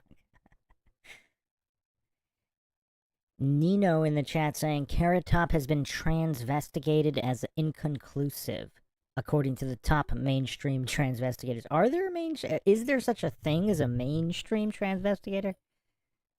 Dave Scott says the only thing we know for sure is ... Truth Trollette says I expect Mindshock to go everywhere, but always mind-shocked at where it goes. I mean, yeah. We're at Carrot Top, NASA, Von Braun, Bluebeam. Anthony Simpson says Michael Jackson #1. Well, I mean, I guess we could say still alive.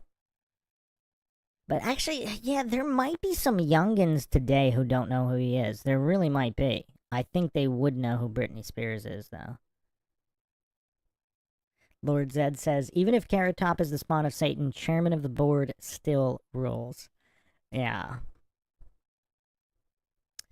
No, the numbers don't add up. I mean, that's one of the reasons I brought up Carrot Top. Because his dad is a NASA engineer or training at whatever, some mysterious job at NASA.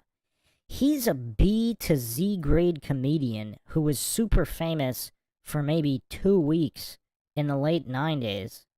And he has a net worth of $70 million? I mean, how does that work? I mean, let's look at his salary for chairman of the board. Let's see if any of this adds up.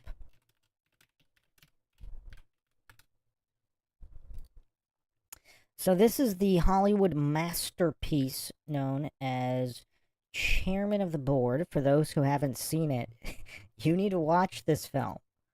I mean, this is Hollywood at its finest. You'd be hard-pressed to find a cinematic masterpiece as good as this one. Again, how it didn't sweep the Academy Awards, I do not know. I do not know. But let's see if we can find his, let's see if we can find his salary for this.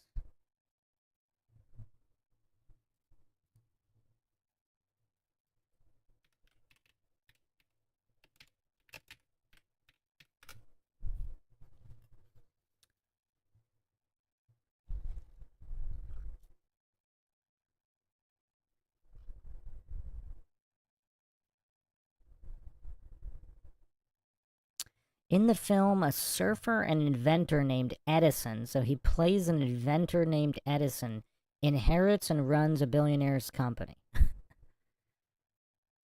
Oh, wow, Raquel Welch? She was in this? Man, I need to watch this again, because I just remember his insanity. I don't remember anything other than his insanity throughout the film. Alright, so let's see here.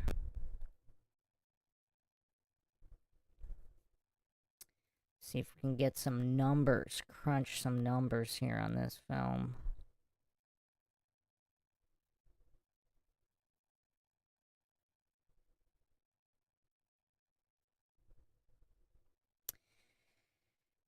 Okay, the budget was $7 million.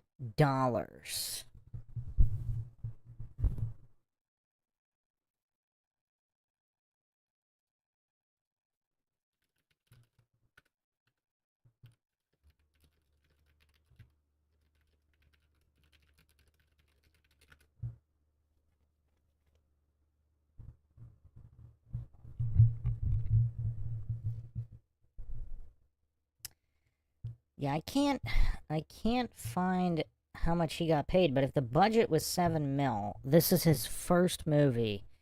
I mean, what are we thinking? 1 to 2 mil, maybe? Maybe less?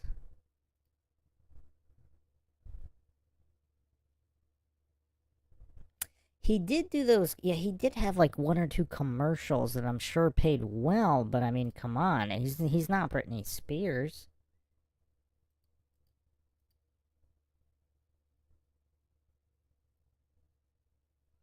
Also, he's kind of, he was always like the laughing stock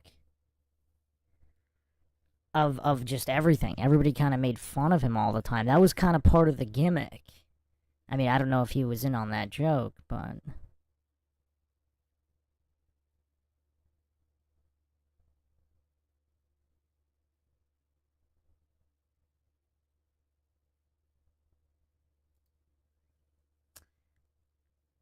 Yeah, I don't see how much he was paid.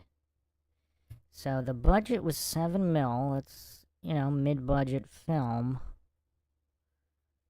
His first role, no, he did have commercials. He had some kind of comedy shows on TV. So maybe he was paid 1, 2, maybe 3 million of that budget. I mean, how much? Hmm.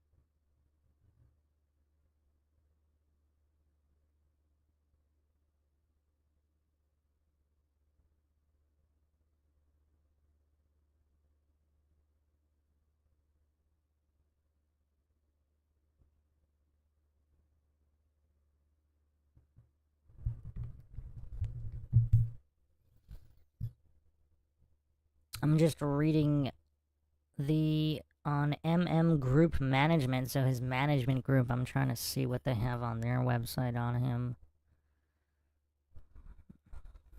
This is what he says about his height. This is his own write-up on his management company's website.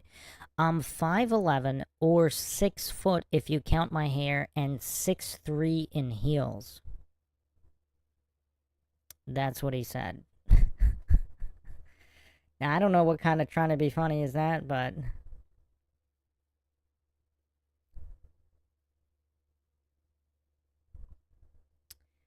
yeah, I don't know. I can't find how much he got paid. Maybe they want to keep that a secret.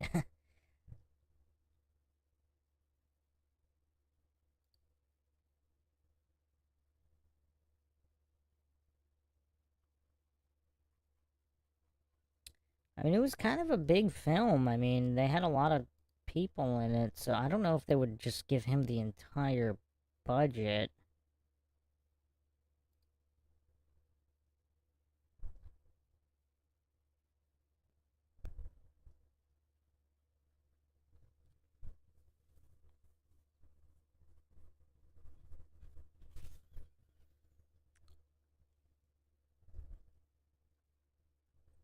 Yeah, I just really wanted to. I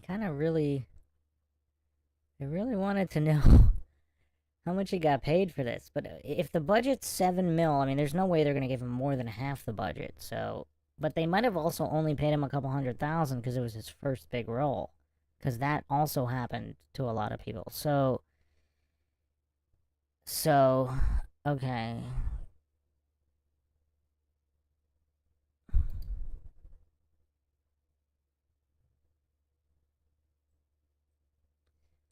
Yeah. So, yeah, I don't know. I don't know how it could be worth $70 million. I mean, there's plenty of A-listers who are worth nowhere near. I mean, Britney Spears has less net worth than he does. So anyway, let's get into Von Braun here for the final piece on the free for all madness here.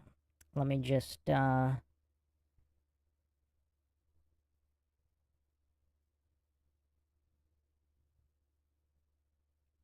Alright, what are you talking about with t-shirts here? Should make a t-shirt, Flat Bob, have Bruce sell it, I'd get one. What would be on the t-shirt? Les Xylophone says there's kids who don't know about 9/11. Les Xylophone says his dad might be a Nazi, he has Nazi wealth. That's an interesting comment. John Thor says Chuck Norris has an estimated net worth of 70 million. Jean-Claude Van Damme is a martial artist, actor, director, net worth 30 million. Yeah, Carrot Top's net worth doesn't really match the barometer here. Because Chuck Norris and Van Damme, like back in the Time Cop days, Van Damme was A-list. he was absolutely A-list in his prime. Not Bloodsport days, but not Canon Film days, but what at the time of Time Cop, I mean that was so huge. He was one of the top actors in Hollywood for during Time Cop. His net worth is only 30 million. John Thor did a search on this. It seems kind of low for Van Damme. I mean, the residuals add up. Unless he had a lot of debt or whatever. Alright, I'm actually not seeing... Oh, Celebrity Net Worth is reporting 30, but there's no official... Yeah, I don't see any kind of official metrics. Like Forbes or anything a little bit more legitimate. Yeah, Celebrity Net Worth is the only one that did an estimation. And they're not, you know, they're not Forbes. Okay, so it's kind of unknown. I would probably guess it would be more than that.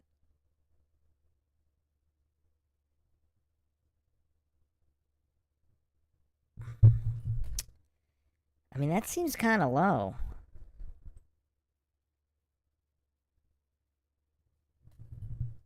Because from just from 91, so even Celebrity Net Worth is reporting that 91 to 95 he earned 40 million just in those 4 years alone. So unless he spent all his money or something like that.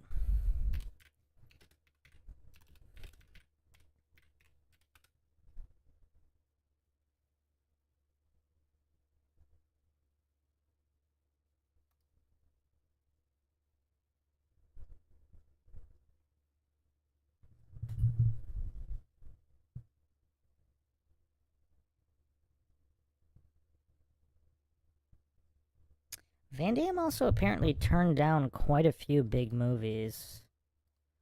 Just going through this.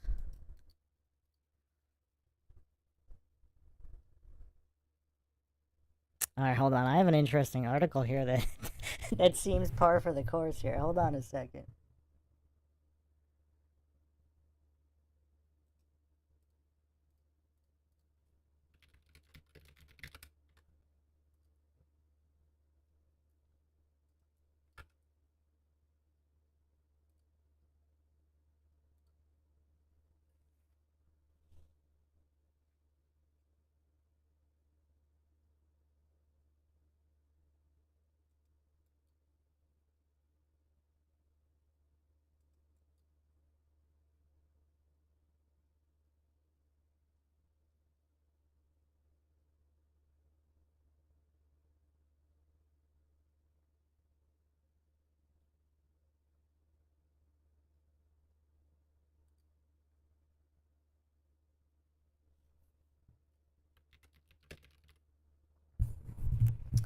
So, okay, this is Mindshock. I think it's time to discuss.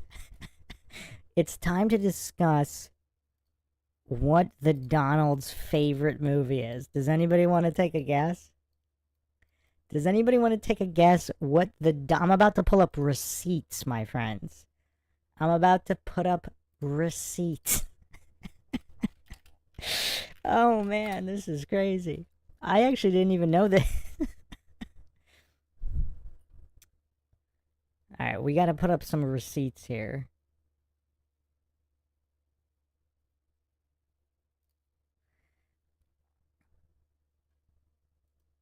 What is the Donald's favorite movie? Who wants to guess here? Haley's guessing something with Seagal in it. Les Xylophone guesses Airplane. Aaron guesses Animal House. Walker, Forrest Gump. Oh, Flap Bob says, I expect Mindshock to go everywhere, but I'm always mind-shocked at where it goes, is what she was saying should be on the t-shirt, Bruce. Okay, I guess I'm gonna have to get cracking on the Mindshock store.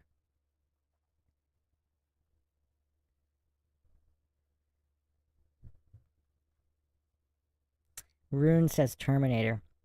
Lord Zed, not really sure. All right, here we go. Apparently, Donald Trump's favorite film is Bloodsport with Jean-Claude Van Damme. I'm laughing so hard I can't even size this.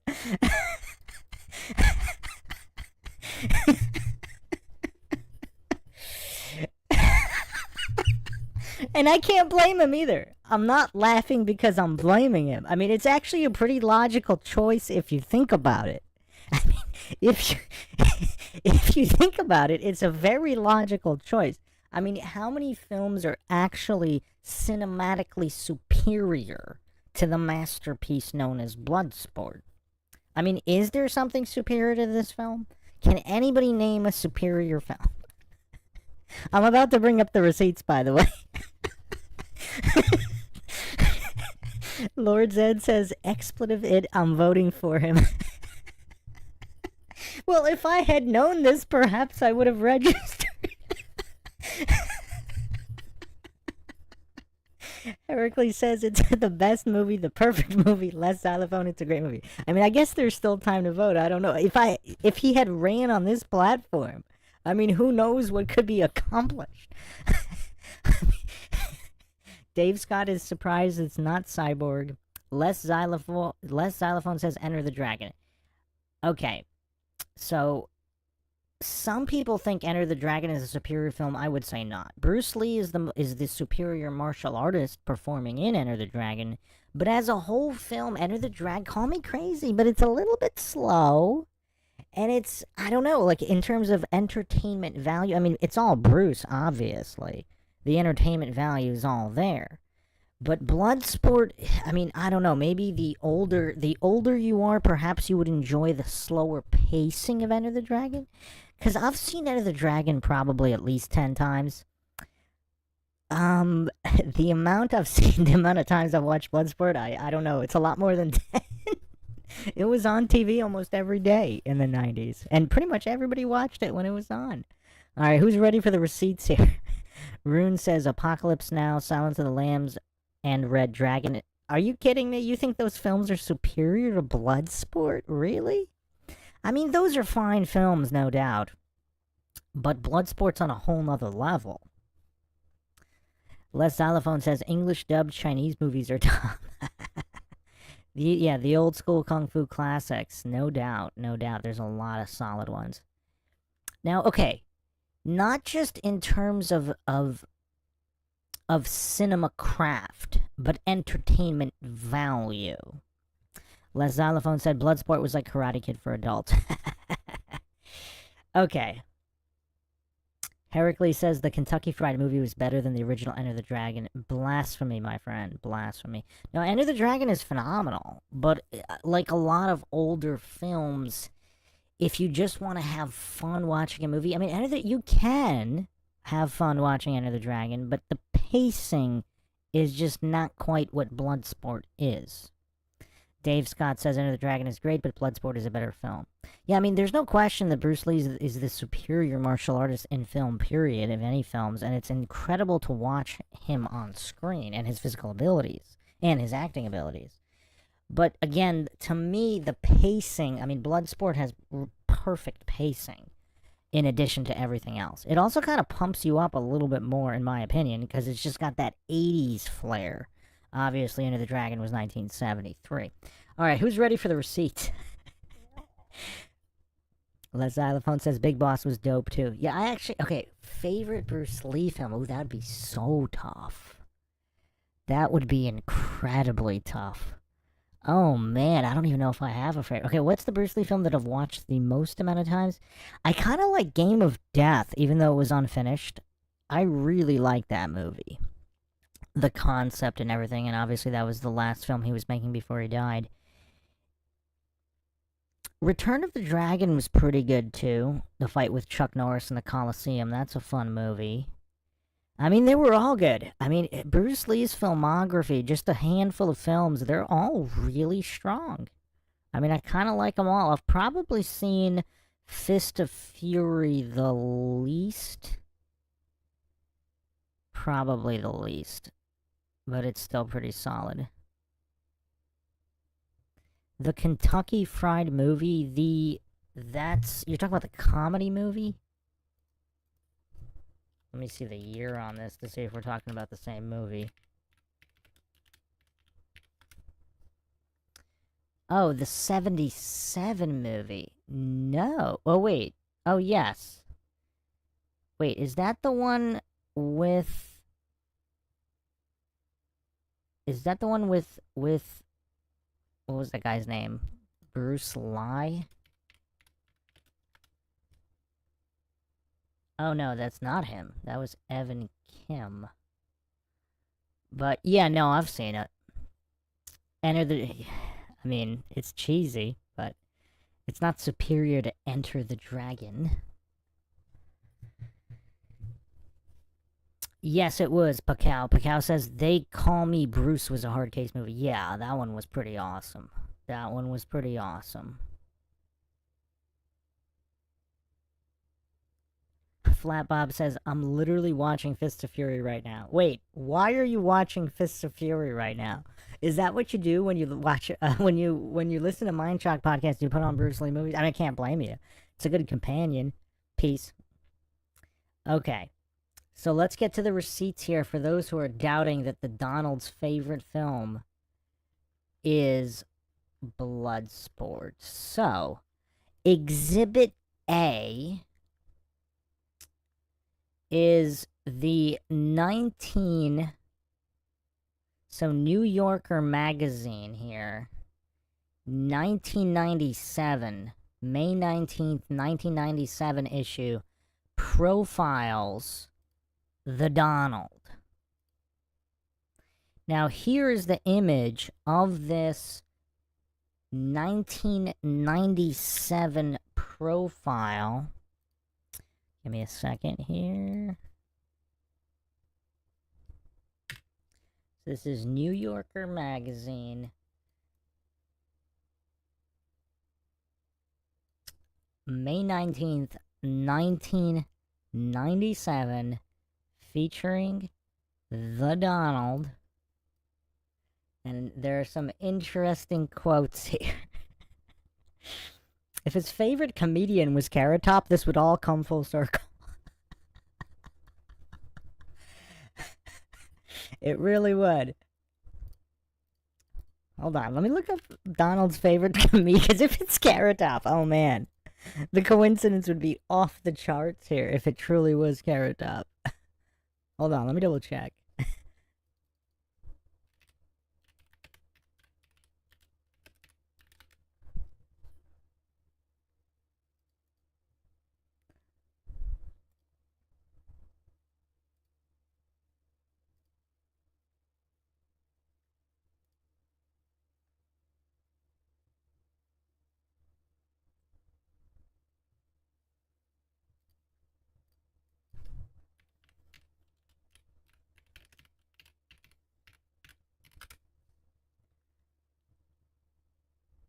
Apparently, Aziz Ansari said he was Trump's favorite comedian on Fallon, but who knows if that's true. Okay, so here's the receipt here. New Yorker magazine. This is the image used. This is May 19th. The Donald. Look at the athleticism of the Donald. I mean, you don't see Obama or Biden being able to do these kinds of incredible ballet jumps with their hands in their pockets?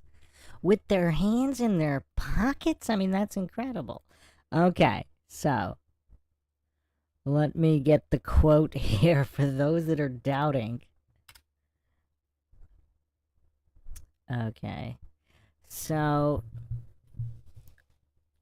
the solid gold fixture, so this is just from them being in their house. Solid gold fixtures, implied hedonistic possibilities. Plane often ferried high rollers to Atlantic City, but I only witnessed only good, clean fun. So this is the journalist here. We hadn't been airborne long. Oh, so this is on the flight. when Trump decided to watch a movie. He'd brought along Michael, a recent release, but 20 minutes after popping it into the VCR, he got bored and switched to an old favorite, a Jean-Claude Van Damme slugfest called Bloodsport, which he pronounced, quote, an incredible, fantastic movie.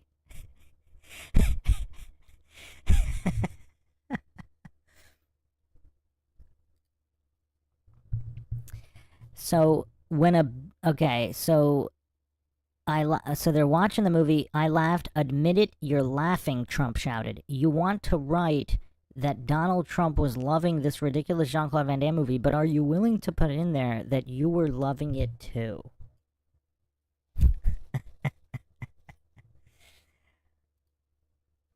How's that for a Donald Trump receipt? Can you blame him, though? I mean, can you really blame him?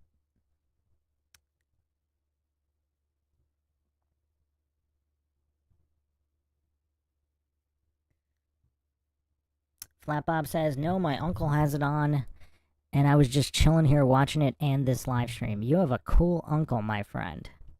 Cool uncle. Haley says, I make jewelry while I listen to Mindshock. Just a beating. That's cool. Walker says, definitely need receipts for CT. Wait, which CT? Were you not believing that the Donald's favorite movie was Bloodsport? Haley says, OMG, I can't believe you just brought up Aziz Ansari because that's who you remind me of, Bruce. Do I sound like Aziz? Lord Zed says, Carrot performed in Trump's casinos for sure in Atlantic City. Lord Zed says, Michael, question mark, John Travolta's Scientologist. Okay. Alright, so, let me see. I think there's another receipt as well here.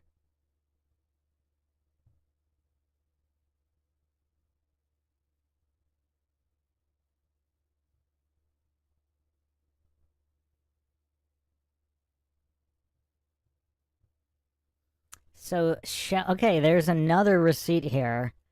So, Sheldon Lettich, the writer-director of many of Van Damme classic. I mean, they definitely need to work together again.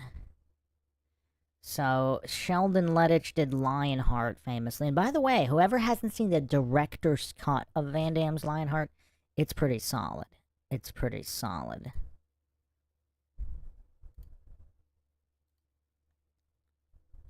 And he also did Double Impact. Well, he co-produced Double Impact as well.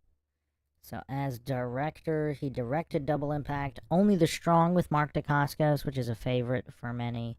And then he did, Lionheart and Double Impact were the big ones with Van Damme, but he also did The Order and The Hardcore. The Hardcore was pretty terrible. Okay, that was 2005. All right, so Sheldon Lettich here is quoted...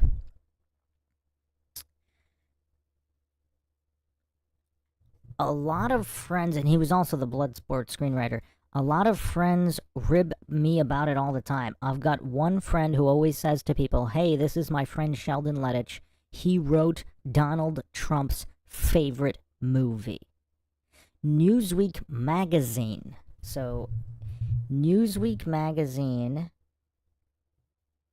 Oh, wow, you guys are going to love this. I mean, this is a heck of a receipt here. Check this out. Oh, man. Talk about receipts. I mean, this one is an undeniable receipt here. Straight from Newsweek.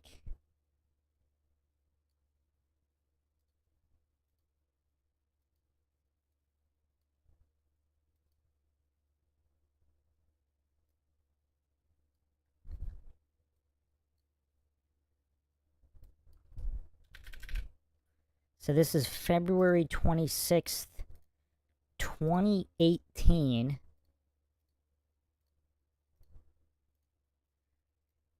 Donald Trump's favorite movie, Bloodsport, turns 30 today. How's that for a receipt for the people that were doubting? The people that were doubting that Bloodsport is the Donald's favorite movie. I mean, this guy, the leader of the free world. MovieWeb, also MovieWeb.com, also said that Jean-Claude Van Damme recently celebrated the 30th anniversary of Bloodsport, which Trump called his favorite movie.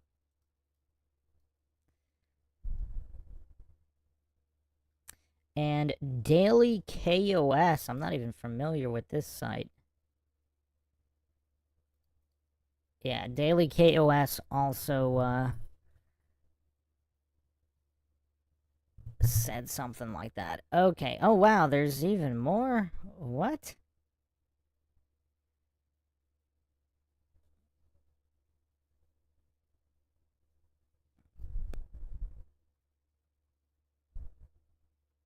Okay. I mean, I'm gonna stop here. There's actually quite a bit here.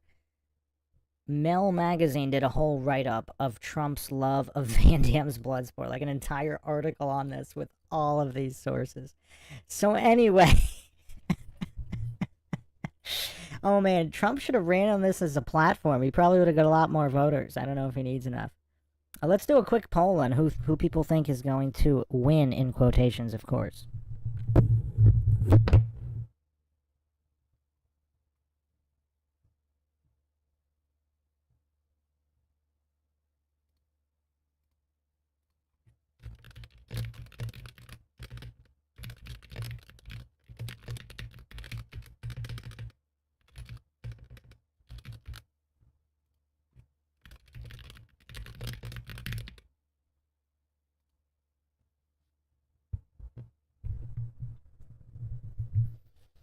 So let's see what the Mindshock listeners think if the Donald is going to win. Now, win is in quotations, of course, because nobody knows what goes on with the counting and the Dominion machines and all that.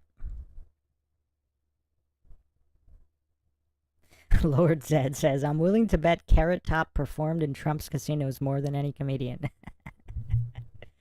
You know, it's kind of weird. Like, if I were Seagal...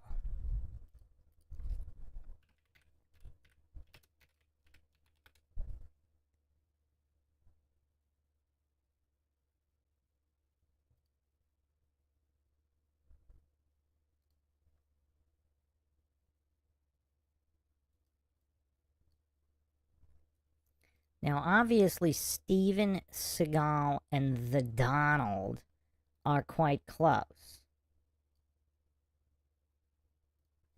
For people that don't know.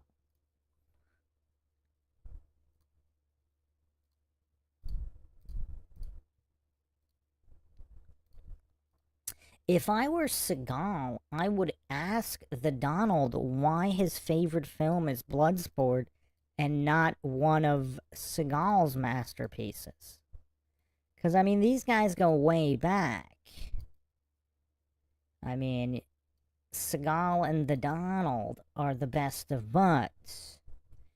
So, I would wonder, like, if I were Seagal, like, I would have asked him about it. Like, what's going on with your favorite film? So, 71% here think the Donald is going to win the election. 12% say no, 18% too triggered to answer. More people are too triggered to answer than voted no. Very interesting polls here on Mindshock.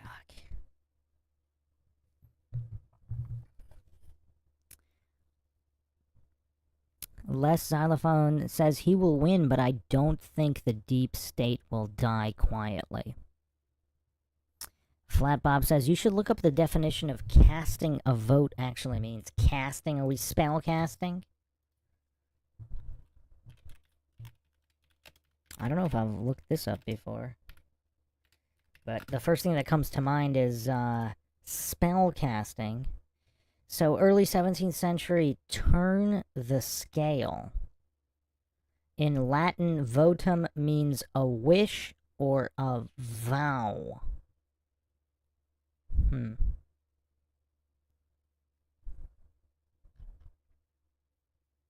Is there something specific in the etymology you were referencing?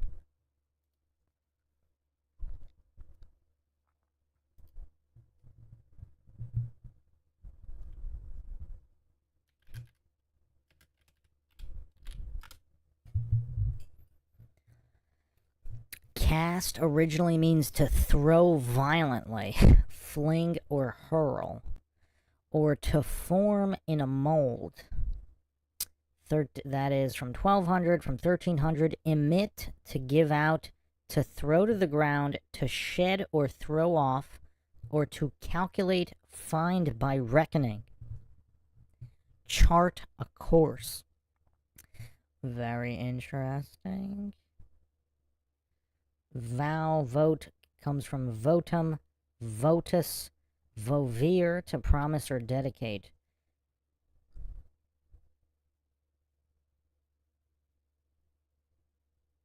That's all I can find regarding the etymology, unless you're referencing something else specific.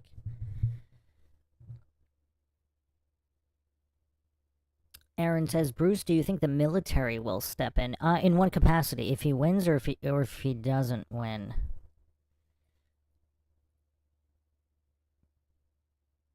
Walker says, I'm ready for him to clean house already. Les Xylophone says, I live in Colorado and our expletive is hella rigged. Well, isn't everybody's? Lord Zed says, ritual ear cutting. Not sure I want to look that up. Dave Scott says, cough, Electoral College, cough, cough. Well, not only the Electoral College, what nobody talks about is the Electoral College candidates or representatives are unbound, meaning they're not legally required. So not only do you have the slant of number of Electoral College votes per number of people being represented, but they're unbound. So they can vote for whoever they want. So there's actually no reason for a popular vote because the Electoral College voter can vote whatever they personally want, not what their state voted for in numbers. Flat Bob says, yes, it's a vow. Also, might be related to, I mean, spell casting is quite interesting, that word. Truth Trollette says, to vote is a contract to give your consent to whatever they do, no matter what it is, and doesn't matter which party does it. Flat Bob says, I can't remember all of it, but a dude on TikTok went through a dictionary and went through the definition of words, and it essentially means idolatry.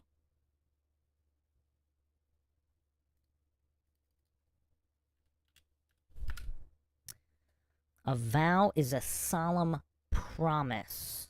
Also interesting, vowels in words and the spelling of words using vowels.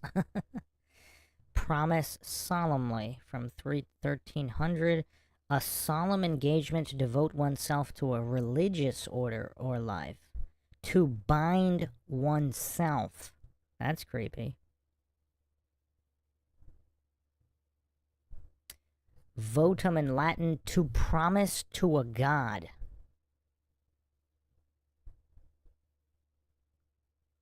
I mean, there's a whole bunch. To devote, to sacrifice oneself. Vote, devote, devoted.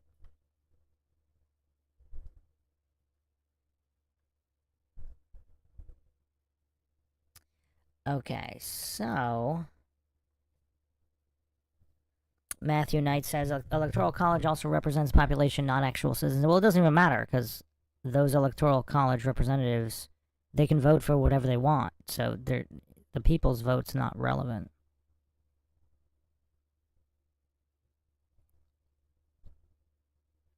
I mean, they usually do vote. I mean, just statistically. I think it was just a small handful of times when the representative did not vote the same as the people in their state. So, I mean, usually they do. but legally they don't have to, which is kind of weird. I mean, that's kind of weird. Matthew Knight says National Guard already prepared for the election in 3 states. All right, so who was not surprised that Bloodsport is the Donald's favorite movie? All right, so let's round this out. Everybody's familiar with Von Braun's deathbed confession, right?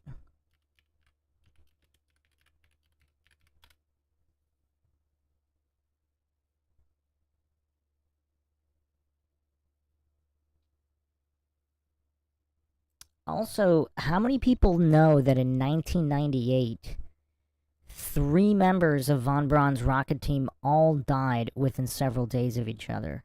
Max Nowak, 89, Heinrich Paetz, 88, and Albert Schuller, 83. They were the original members of Von Braun's team of engineers who developed the V-1 and V-2 rockets.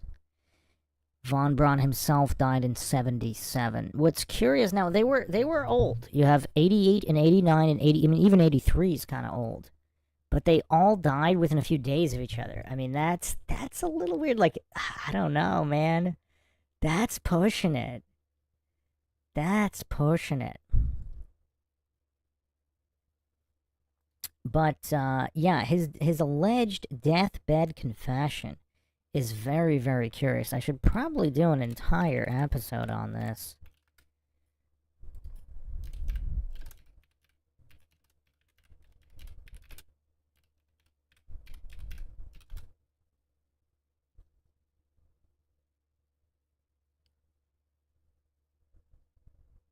So there were quite a few different reports on exactly what was said. His former assistant, Carol Rosen, reported that he said this. Now, different sources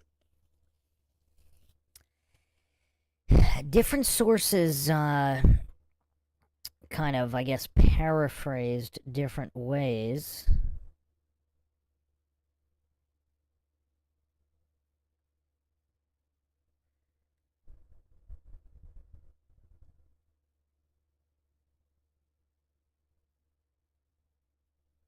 Let me get the exact quote. We actually went over this in the Serge Monost episode, where he was the first guy that actually talked about Bluebeam.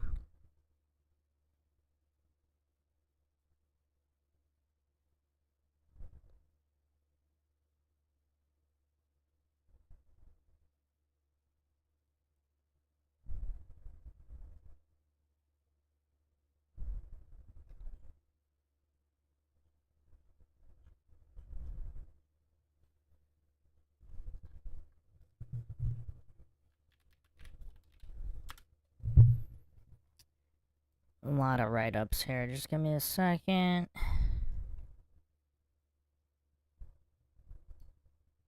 Some people also think this is connected to Admiral Byrd. Admiral Byrd's missions in Antarctica. Aerial battles that supposedly took place in Antarctica. All of this supposedly connected. And then, of course, Von Braun apparently best friends with Walt Disney. Just a lot of weird connections.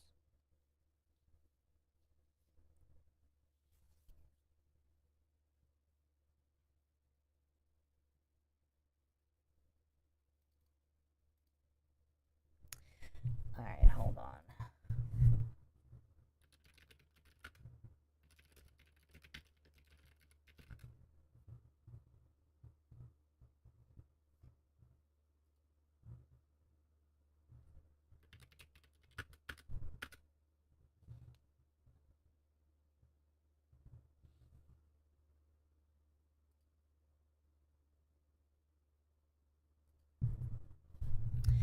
So, Carol Rosen knew him for 4 years until his deathbed.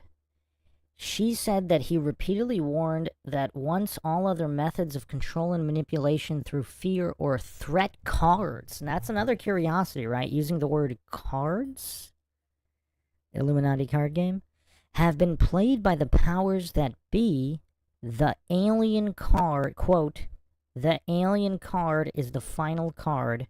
We are going to have to build space-based weapons against aliens, and all of it is a lie.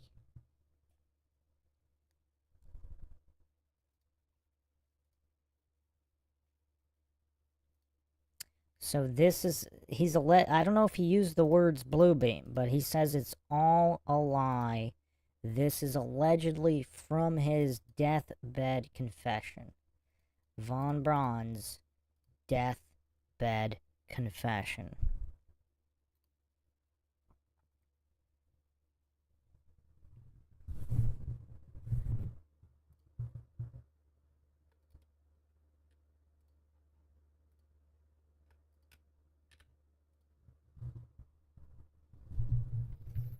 Justin Johnson, welcome, welcome. Von Braun wrote a book, too, about a guy named Elon who colonized Mars. Probably had the musk ox as well. Yes, the musk oxen. Justin Johnson just getting here again as we're wrapping up. We're just finishing up. You missed a heck of a podcast. I mean, we went from Chuck Norris to Van Damme to Steven Seagal to Donald Trump to Carrot Top and all these NASA conspiracies and Project Bluebeam. I mean, wow. This truly was free-for-all madness.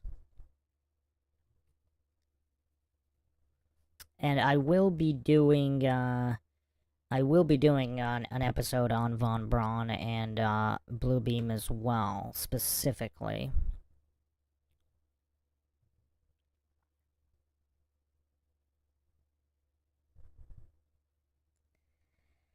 Walker says, yeah, voted for the first time since Bill Clinton. Whether or not it makes a difference, I can't deal with the current idiots. I mean, yeah, that's the thing. That's another thing people don't really talk about. Clearly, one is worse than the other. Just the now whether the vote itself made a difference, clearly one so-called ruler causes far more damage than others. Dave Scott says, don't forget Britney Spears. Yeah, we touched upon Britney Spears as well. And Dave Scott, the only person in the chat to have met both Britney Spears and Chuck Norris. Dave Scott, have you met Carrot Top or Seagal? I mean, that would really round things out.